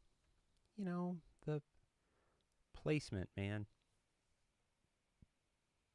The placement is odd. Why on earth is everything so far away? It's like you're trying to avoid touching the pedals, is what this feels like to me. So immediately, I like where the tuner's at. I would move the Tube Screamer down. I'd move the C Machine down. Would probably move the tap for the ambient delay down. I don't know. I guess you could maybe put this one at the bottom of the board and then have this one still above it, or depends on which you feel like you need more. You need this, the sweep, more often, or you need the tap more often.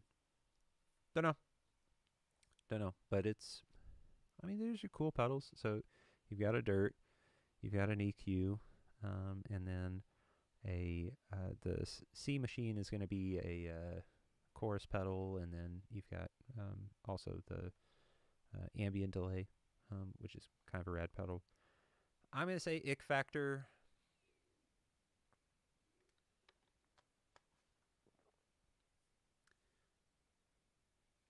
Ick factor 3 for me. Everything's pretty clean. I just don't like the placement of it, so I'd move some stuff. Yeah. And maybe stain the board black. Yeah.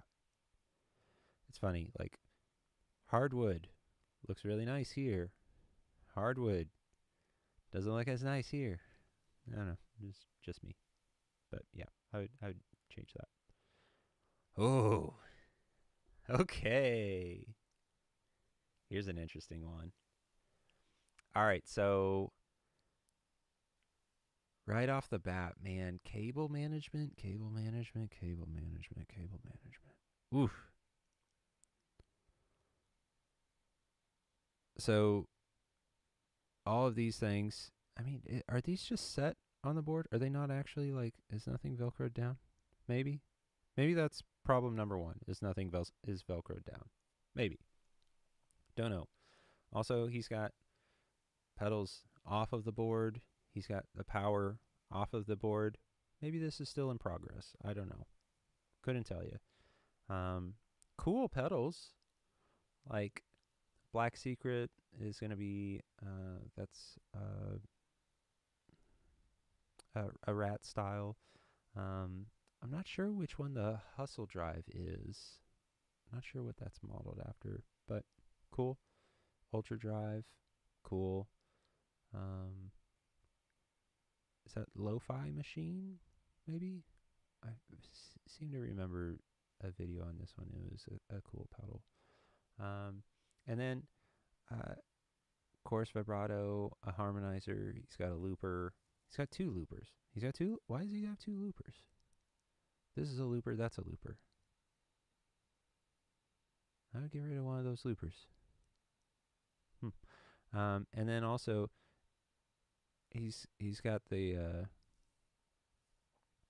Big Sky and the Blue Sky and the Dig. Both great pedals. Those are great. So as far as pedal choices, like, man, these are all great. This is a great SP comp's great. There's a whole bunch of cool things. You know, you got a few different drive options. You got some, some mod things, and then some wet effects. So nothing too much to complain about the pedal choices on this one. But good golly, like it's just a mess. Like it's just a mess. These you're doing mini pedals, and then you've got like a is that a 6-inch or 8-inch patch cable? I'm not sure. It's a lot of excess. Like I try to dial that back. Try to get the 3-inch ones where it's just a loop from there to there. Would be great. And then these need to go under the board. Everything needs to get Velcroed down. Try to get these onto the board somehow. If you lose one of the loopers, you get a little more real estate back. Maybe these three, you might be able to run all of those sideways. I normally don't like that, but you could maybe get some real estate back if you went bam, bam, bam, and then you'd have room enough to get the wah and the volume on the board. If it were my board, I would probably try for something like that, personally. But yeah, ick factor, cables everywhere, like a 4. It's not gross looking, but there's just stuff everywhere. So yeah, we'll call it a 4. This is pretty clean. This is pretty clean. Oh, some interesting choices on this one. Okay, so I'm unfamiliar with the power supply on this board. Don't know what to think about that. Vocal Performer. Okay, so it's like a hybrid board where he's running vocal effects and his guitar effects. So that's kind of cool. Is that an iPod?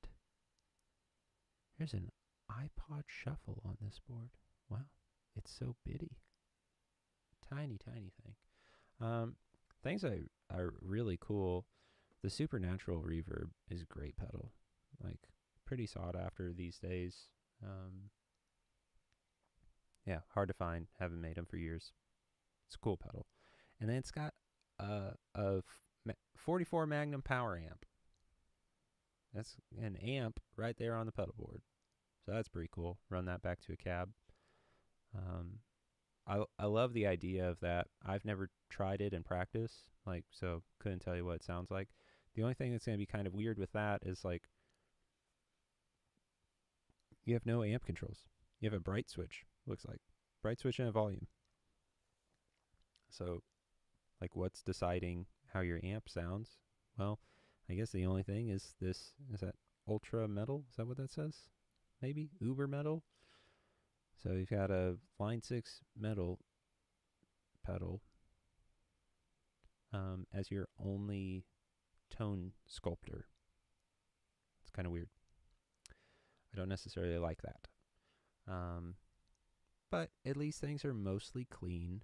I do wish the cables were, like, all of these were tucked under, would be better.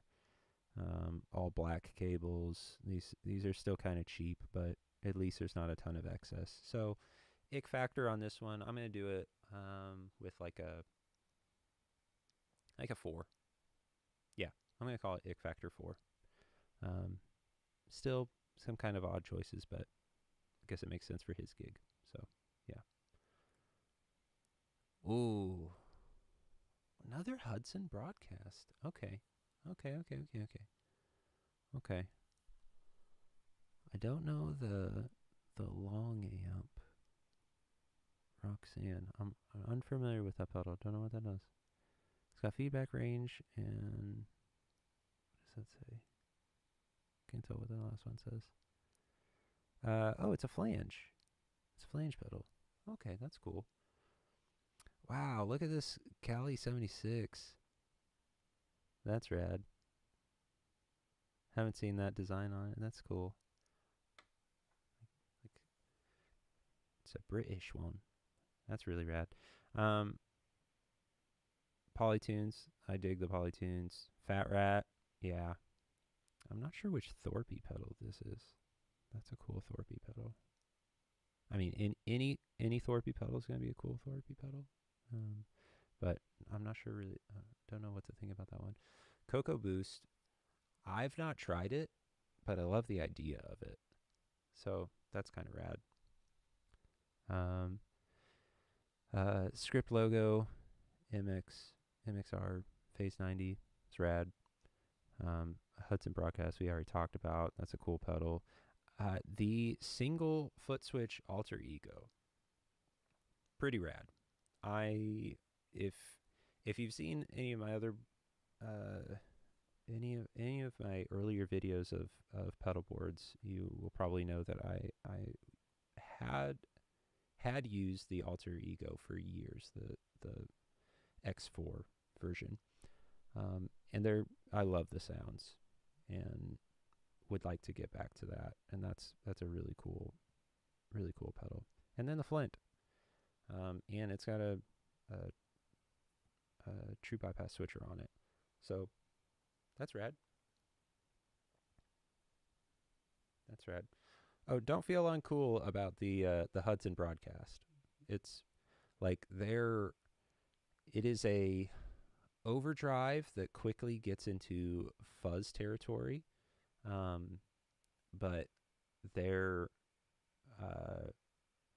becoming more popular over the last like 5 or 6 years. Have like really started to pop up on a lot of people's boards because it sits in kind of a unique overdrive spot. It just does its own thing. Doesn't really sound like too many other pedals, and it sounds great. Can do several different things with it. Can be like kind of a nice low gain thing. Can be kind of a nice kind of fuzzy thing. So it's a cool pedal. Yeah, check one out. I need to buy one so I can demo it on the board, demo it on the channel or something. But yeah, it's a cool pedal. But overall, like these are all really cool choices. As far as like things I would do immediately, straighten these out. I like that all of this is that lava cable for all of the patch cables, so that's nice. I like that. Can't see the power on this one, so I'm not sure what he's using to power it. So who knows? I'm not recognizing these cables. Unless, is that the same?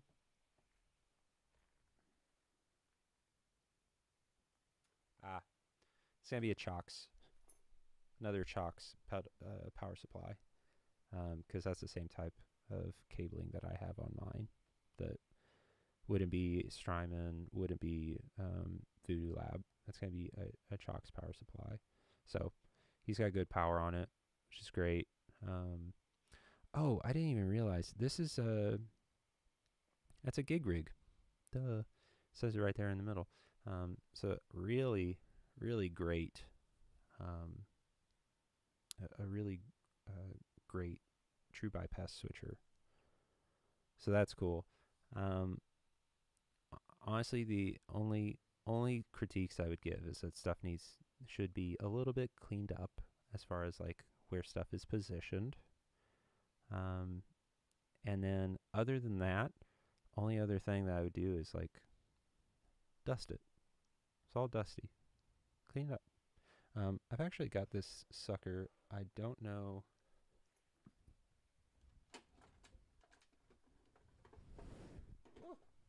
Sorry.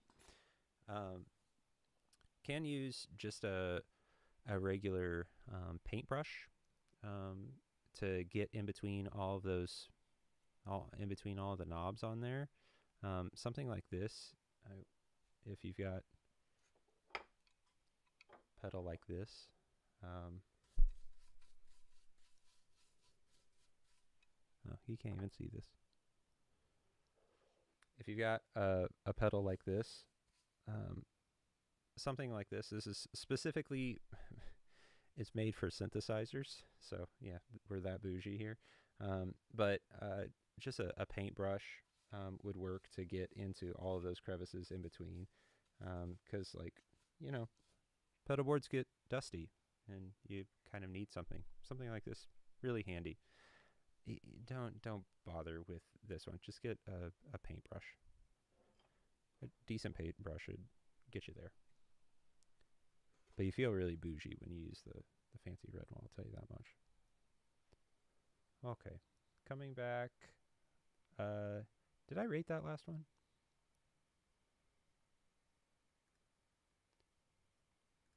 Where are we at? I didn't rate it. 1.5. I'll give it a 1.5. Yeah. Couple of things you could do to make it a little more tidy. Maybe clean up the tape strip a little bit. But overall, not too bad. Oh.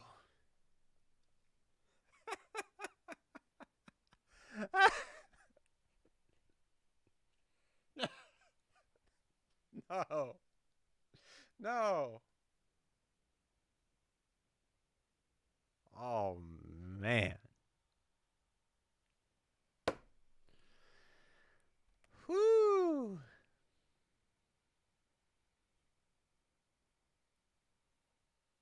Now that's a pedal board. That is wild, guys. That is wild. Okay. Let's just get through this. All right. So you've got a Vox pedal. Or a Vox pedal. Ooh, excuse me. A wah pedal. That's going to be a Crybaby. Or maybe could be somebody is a copy of a Crybaby. Not sure. A Big Muff. And which is this a... I don't know which Electro-Harmonix pedal that is. It's only got one knob on it and then a switch. So that could be a filter? Like a envelope filter type pedal? Maybe?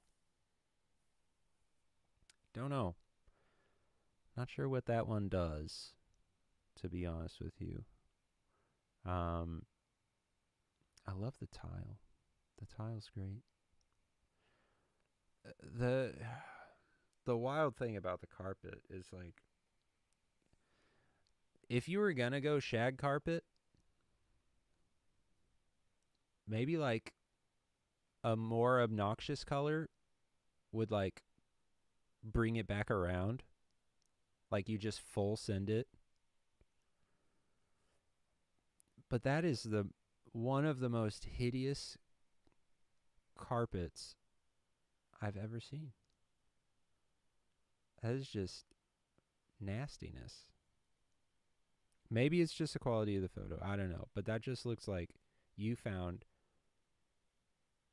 carpet that was thrown out of some old motel that has seen better days, and you decided to put it on a 2x2 square piece of plywood and then put 3 pedals on it. You know, I'm not here to judge the person. I'm here to judge the board. But the board says a lot about the person. Just saying. Just saying. That's intense. Ick factor. Let's just jump right in. Ick factor. You tell me at home. Tell me. What's the ick factor for you? What would you rate it?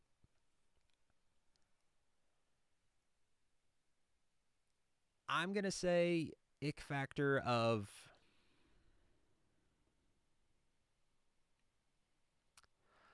I'm going to give it an 8.5.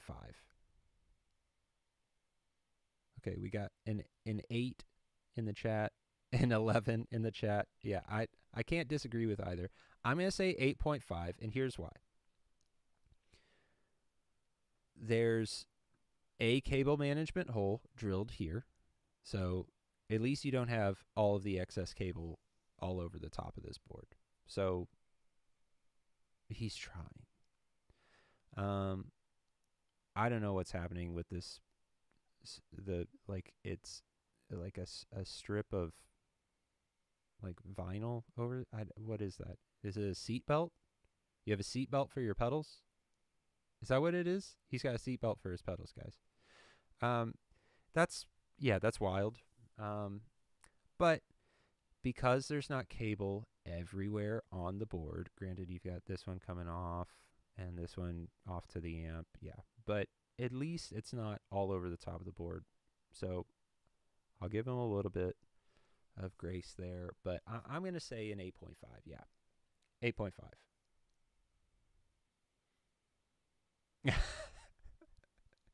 Yeah, the cable hole came from a cigarette burn. Yeah, it very well could be. Yeah, there was already a hole in the carpet, so then they just went ahead and just drilled straight through. Wow. Yeah. Okay, that's a lot of board. All right. Anyway, moving. I mean, as far as pedal choices, those are not 3 things that I immediately find useful, for what it's worth. But if that guy loves them, great. Moving on. Oh, okay. Huge image. Stand by. As we have been able to tell, I'm really good at sizing these. Actually, I could just put this underneath. Yeah. Okay. Oh, no. Come back. Ah!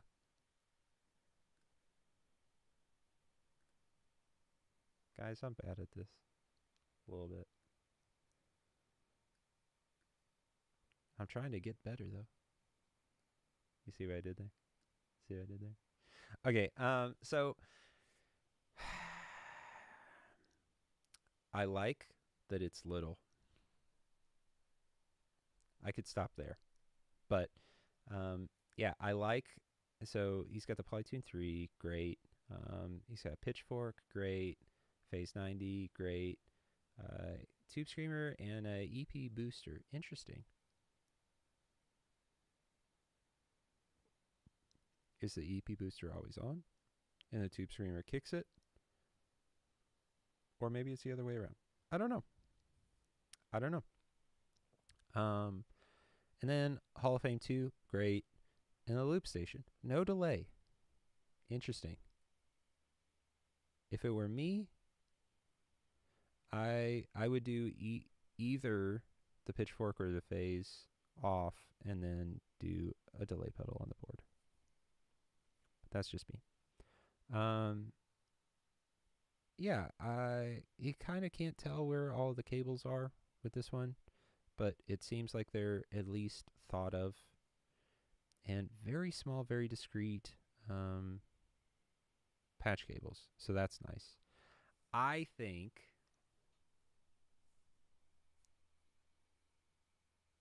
yeah, aesthetically, it's pretty darn clean. So they did a good job with that. Ick factor, I mean, almost nothing. Like, I don't love that these are not even, but that's because of where the jacks are, and you're just being, if you have them that close together, it's a challenge to step on them anyway. So it's a little less aesthetically pleasing, but it's a little more practical. So I'm gonna call that, I mean, like ick factor of 1, if that. If I could see where all of the patch cables were going, all the patch, all the power, that might make me feel a little bit different. But yeah. The other question that I would have for this board is so you've got a loop station on the board. Do you use that consistently? Or if you only use that at home, would it make sense to have a loop station off of the board and put a delay pedal on the board? If you use a loop station while you're playing out, okay, yeah, sure, you got to have it. But if you only ever use that at home, I would put that off to the side, have a delay pedal on the board, or a mod pedal for that matter. Well, he's got the Phase 90, but you know what I mean. Like a trim or a chorus. Yeah, I think ick factor of 1. Pretty good. Pretty good. Let's jump into another. Oh, wow. Oh, man. Now this is a pedal board. Come back. Come back. Oh. Oh.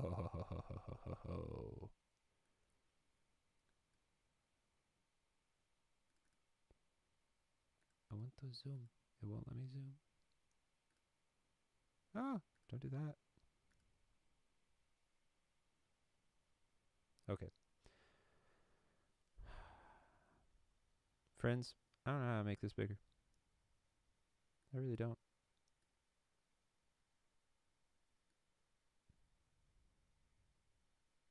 Can't do it.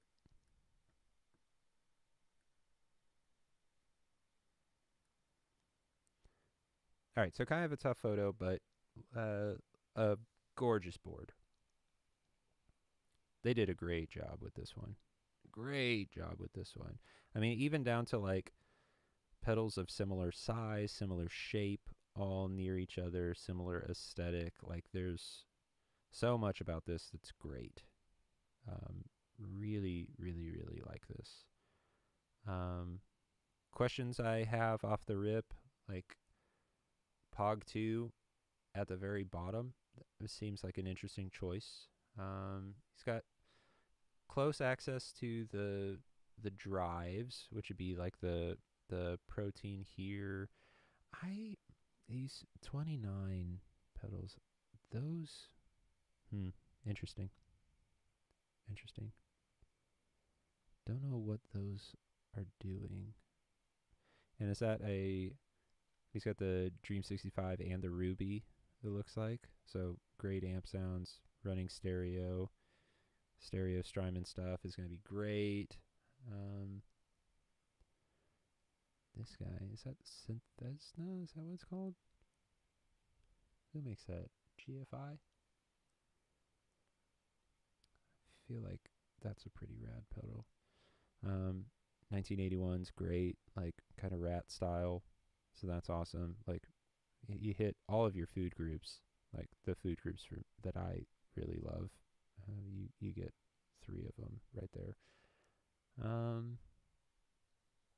These are Origin effects. I think those are both drive pedals. If there's one thing that I don't like about it, I don't like a sideways tuner. It's always bothered me when the tuner is sideways, but still reading that way. Now there is a tuner just came out that the screen is turnable, and it will flip horizontal, vertical, which is rad. That should have existed way before now, but I don't like a sideways tuner. Bothers me. Hologram is ridiculous and amazing. That's a great pedal. I would be curious, the Morningstar, like what all is he using that for? I mean, obviously he's going to be using the MIDI capabilities for these three, but is that doing any sort of switching for any of the others? Don't know. Don't know. Cali 76 is of course great, and a very nice touch is the wood topper on the Volume X Mini. It's great. Ick factor of 0. 0.5 for the tuner. Ick factor 0.5 for the tuner. That's the only thing I would change. And I get that there's a space there for that, but I just don't like it. Don't like a sideways tuner. So either a different tuner or a different position for the tuner. But everything else is great. Really, really, really nice. So yeah. Okay, moving on. All right. From one end of the spectrum to the other end of the spectrum. Here's a board that one of those Strymons you could purchase if you sold one of those Strymon pedals. Some cool stuff on here, though. So that Behringer line, these guys, really surprisingly great sounds from them. The build quality on the potentiometers, the switch, the actual case itself is plastic, if memory serves me. I think it's plastic. Don't quote me on that. Pretty sure it's plastic. It's not great, but the sound that you get from these pedals is pretty great. So that's cool. Plexi distortion, that's interesting. I guess that's is that like the Wampler Plexi Drive kind of a copy, sort of a vibe, maybe. Another big muff with tone wicker, so that's interesting. DS1 classic chorus with no knobs. Echo. And then what is this? It's a jammer. That's a looper. Oh, cool. It's cool aesthetic. I like the aesthetic of this pedal. That's nice. But he's got it turned all the way down, so it must not sound good. Yeah, things that, and then the PV remote foot switch. I love that. Things I don't like about this board. I don't know why anybody ever sold a board that wasn't square. Like, this is just unusable real estate in this area and in this area. Why? And somebody put the effort into rounding off the edges instead of just cutting a piece of wood and putting carpet over it or whatever that is. But this was manufactured like that. So I don't love that. I have no idea what you could expect from this type of power supply from a board like this that's got built-in power. I don't know. Like, I feel like these were more popular in like the early 2000s. So pedal power's come a long way. I wouldn't trust it personally.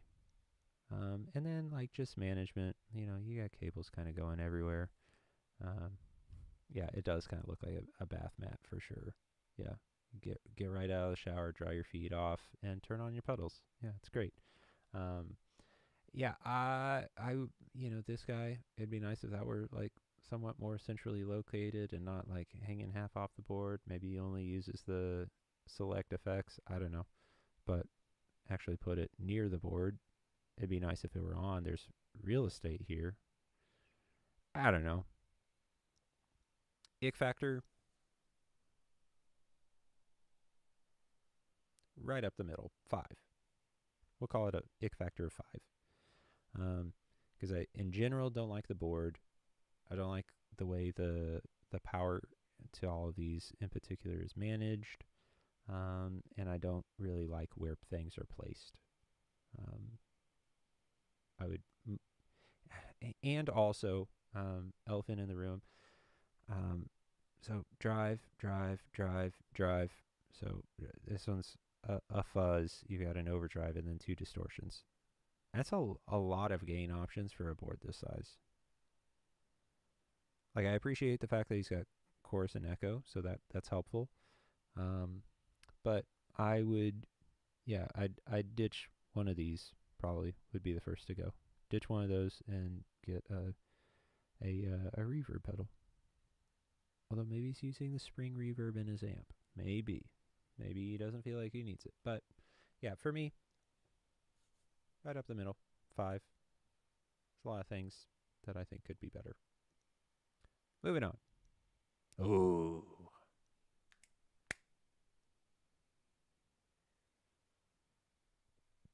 Yes. Things I very much like. Some things I don't like.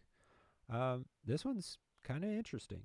It kind of sits in a middle ground because, some cable tidiness could be a thing. Man, I feel like this is that same board that we saw, like almost the first one. Interesting. I wonder who makes that. Things that I like off the rip. I like all of these pedals. And I like these pedals. I don't know what this one is. The cheeky? Is that what that says? Cheeky something or other? It's got 3 knobs and a switch. Don't know what that does. So I don't know about that. These are a lot of drive options for a board this size. So I'll put that out there.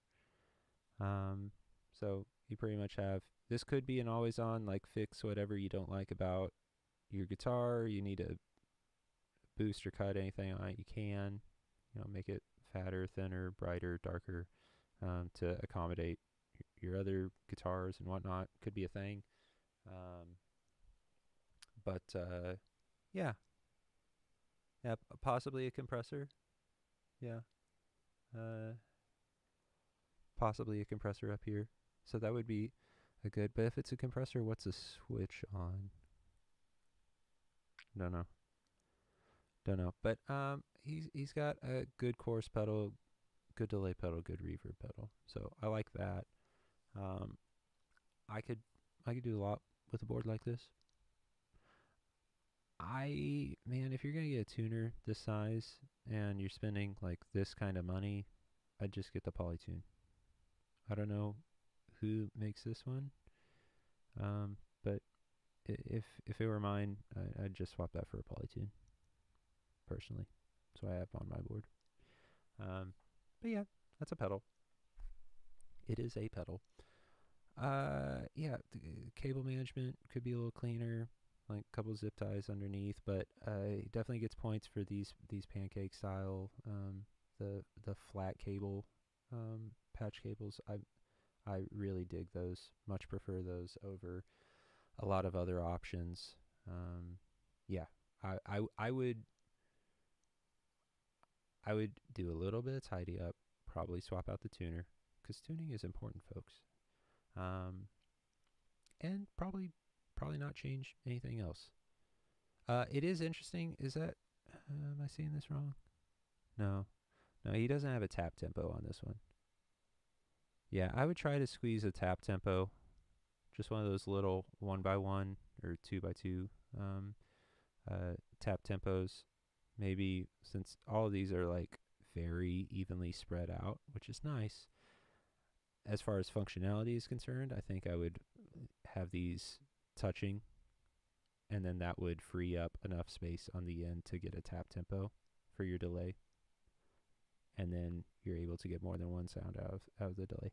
I think this has, it might have the functionality where you can like either hold something or press something a certain way and get it to tap on the thing. But if that's the case, then I would rather have that down on the bottom row instead of stepping over the 808 to get to it. But the only other thing that I think is a little bit interesting,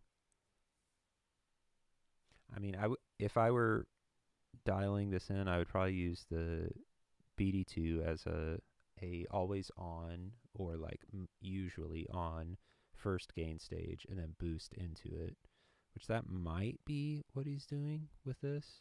Maybe.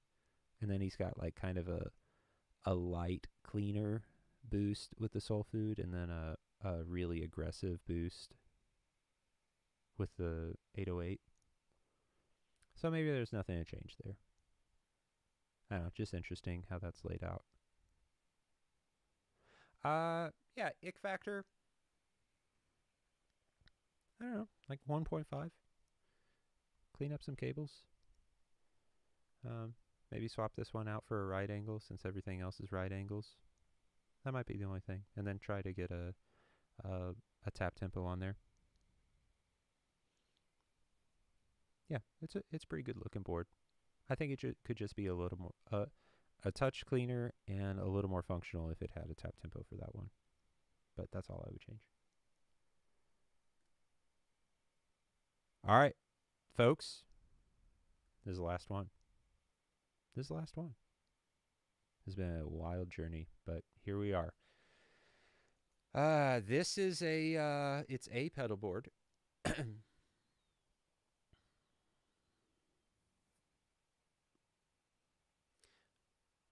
Whereas some of the other pedal boards have the wow factor, this one just makes me scratch my head almost indefinitely. Here's why. Your two drives are a Rat and a DS1. The DS1 is all the way up, by the way, as far as distortion is concerned. So that's kind of a weird choice. Those are not miles away from each other. Like, they're definitely different, but definitely ballpark of each other. So not wildly different. We'll ignore the H9 just for a second and go over to the DD6. It's a great pedal. The DD6 goes into a compressor. I've heard of distortion into compression. I've not known anyone who felt the need to run delay into compression. That's a new one on me. Yeah. Then the tuner is not on the board, not even hooked up, so you got to unplug to get to it. So that's a thing. Doesn't look like any of these are powered, so they didn't run lines for power. So whether or not that was done cleanly or after the photo, I don't know. And then here's the other thing. The H9. Just right there. It's at least probably in the position I would put an H9, which would be before wet effects, so that you can take advantage of all the great modulation sounds that the H9 have. And then if you're going to use it instead of, the DD6, you can. I think it probably makes more sense there than putting it at the end of the chain. But yeah, this guy needs a bigger board. Like, he just needs to jump up a notch, get a bigger board. It's not enough here. So yeah, that's the first thing that I think needs to happen. Get a bigger board. But yeah, the compressor needs to come over here. Tuner needs to come over here. So yeah, I would pull this guy, put this here. Tuner right next to that. And then, yeah, the H9 can go right in between. Yeah. I don't know. It's wild. What were they thinking? And then, yeah, a couple of the bungee cables I don't like. Even a black one up here, sneaky one. It's a ninja bungee cable. I'm gonna call this one like a 4 on the ick factor, because it doesn't immediately look that bad, but there are some really odd choices here. Really odd choices. Just saying. I don't love the decisions. So yeah, we'll call it there. Yep, gonna call it there. All right, what did you think about that? What would you do differently in these pedal boards? If you, I mean, if you want to submit pedal boards and let me weigh in on what I think I would do differently with them, let me know. Just let me know in the comments. Maybe I'll open that up for future videos. We'll see. But yeah, I think that's it for this video. I am going to be releasing a consolidated version of this stream into an actual video that'll drop here. I don't know, in like 4 or 5 days probably. And so look forward to that. If you didn't catch the whole stream, it'll kind of like be sort of a recap. In order to get to that, I am going to, just so you guys know, I'm going to do some intros, outros right now for that. And then, yeah, that'll be it for this video. So thanks so much for watching. Appreciate you guys, my Beck brother friends and my actual brother-in-law on this one. Appreciate you guys. Philip, appreciate you. Thanks for making it fun.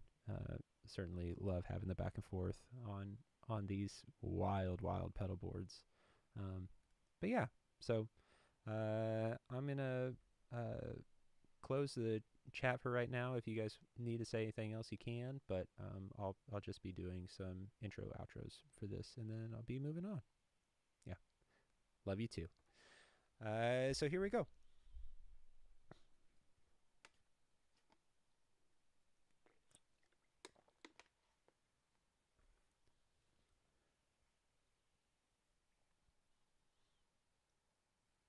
Today we are looking at some of the best and Today we are looking at some of the worst pedal boards I have ever seen. We're going to be judging these on a ick scale, and some of these will really, well, and some of these really do turn my stomach.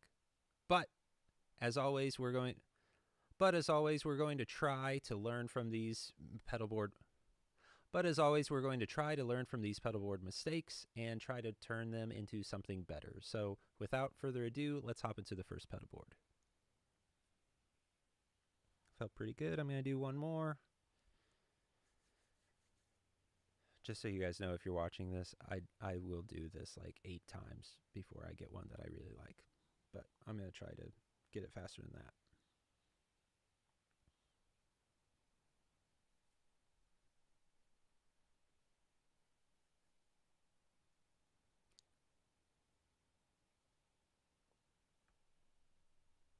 Today we are looking at the worst pedal boards I have ever seen.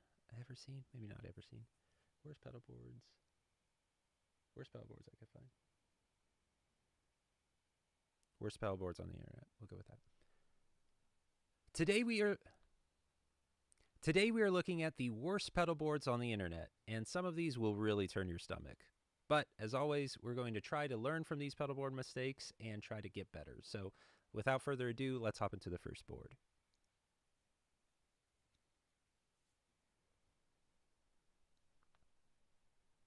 Pretty good. Last one. Let's do a closer. Let's do a midpoint. So, hey, if you're enjoying these pedal boards, please. Blah blah blah blah blah.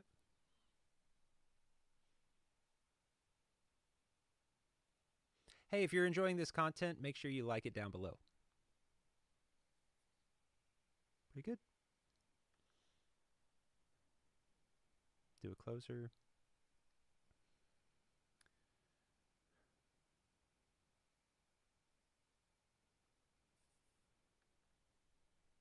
What do I have to offer?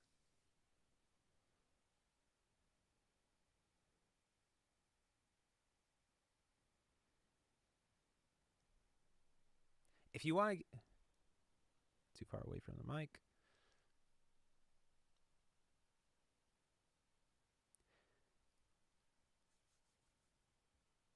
If you're not done with... Well, if that wasn't enough pedal content. Well, if that wasn't enough pedal content for you, check out this video.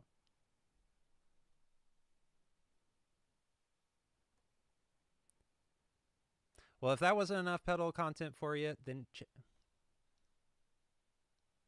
Thanks so much for watching, and if that wasn't enough... talking. All right. Thanks so much for watching, and if you... One more. Thanks so much for watching, and if you... if you haven't got enough pedalboard content...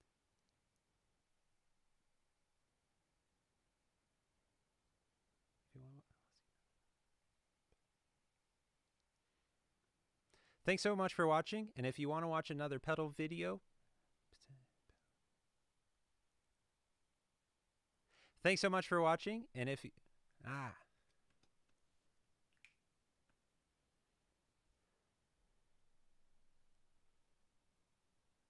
Thanks so much for watching, and if you want to watch...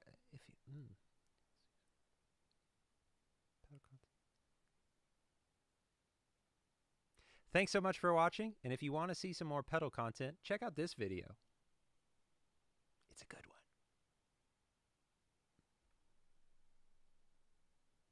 I think that might do it. I'll do one more.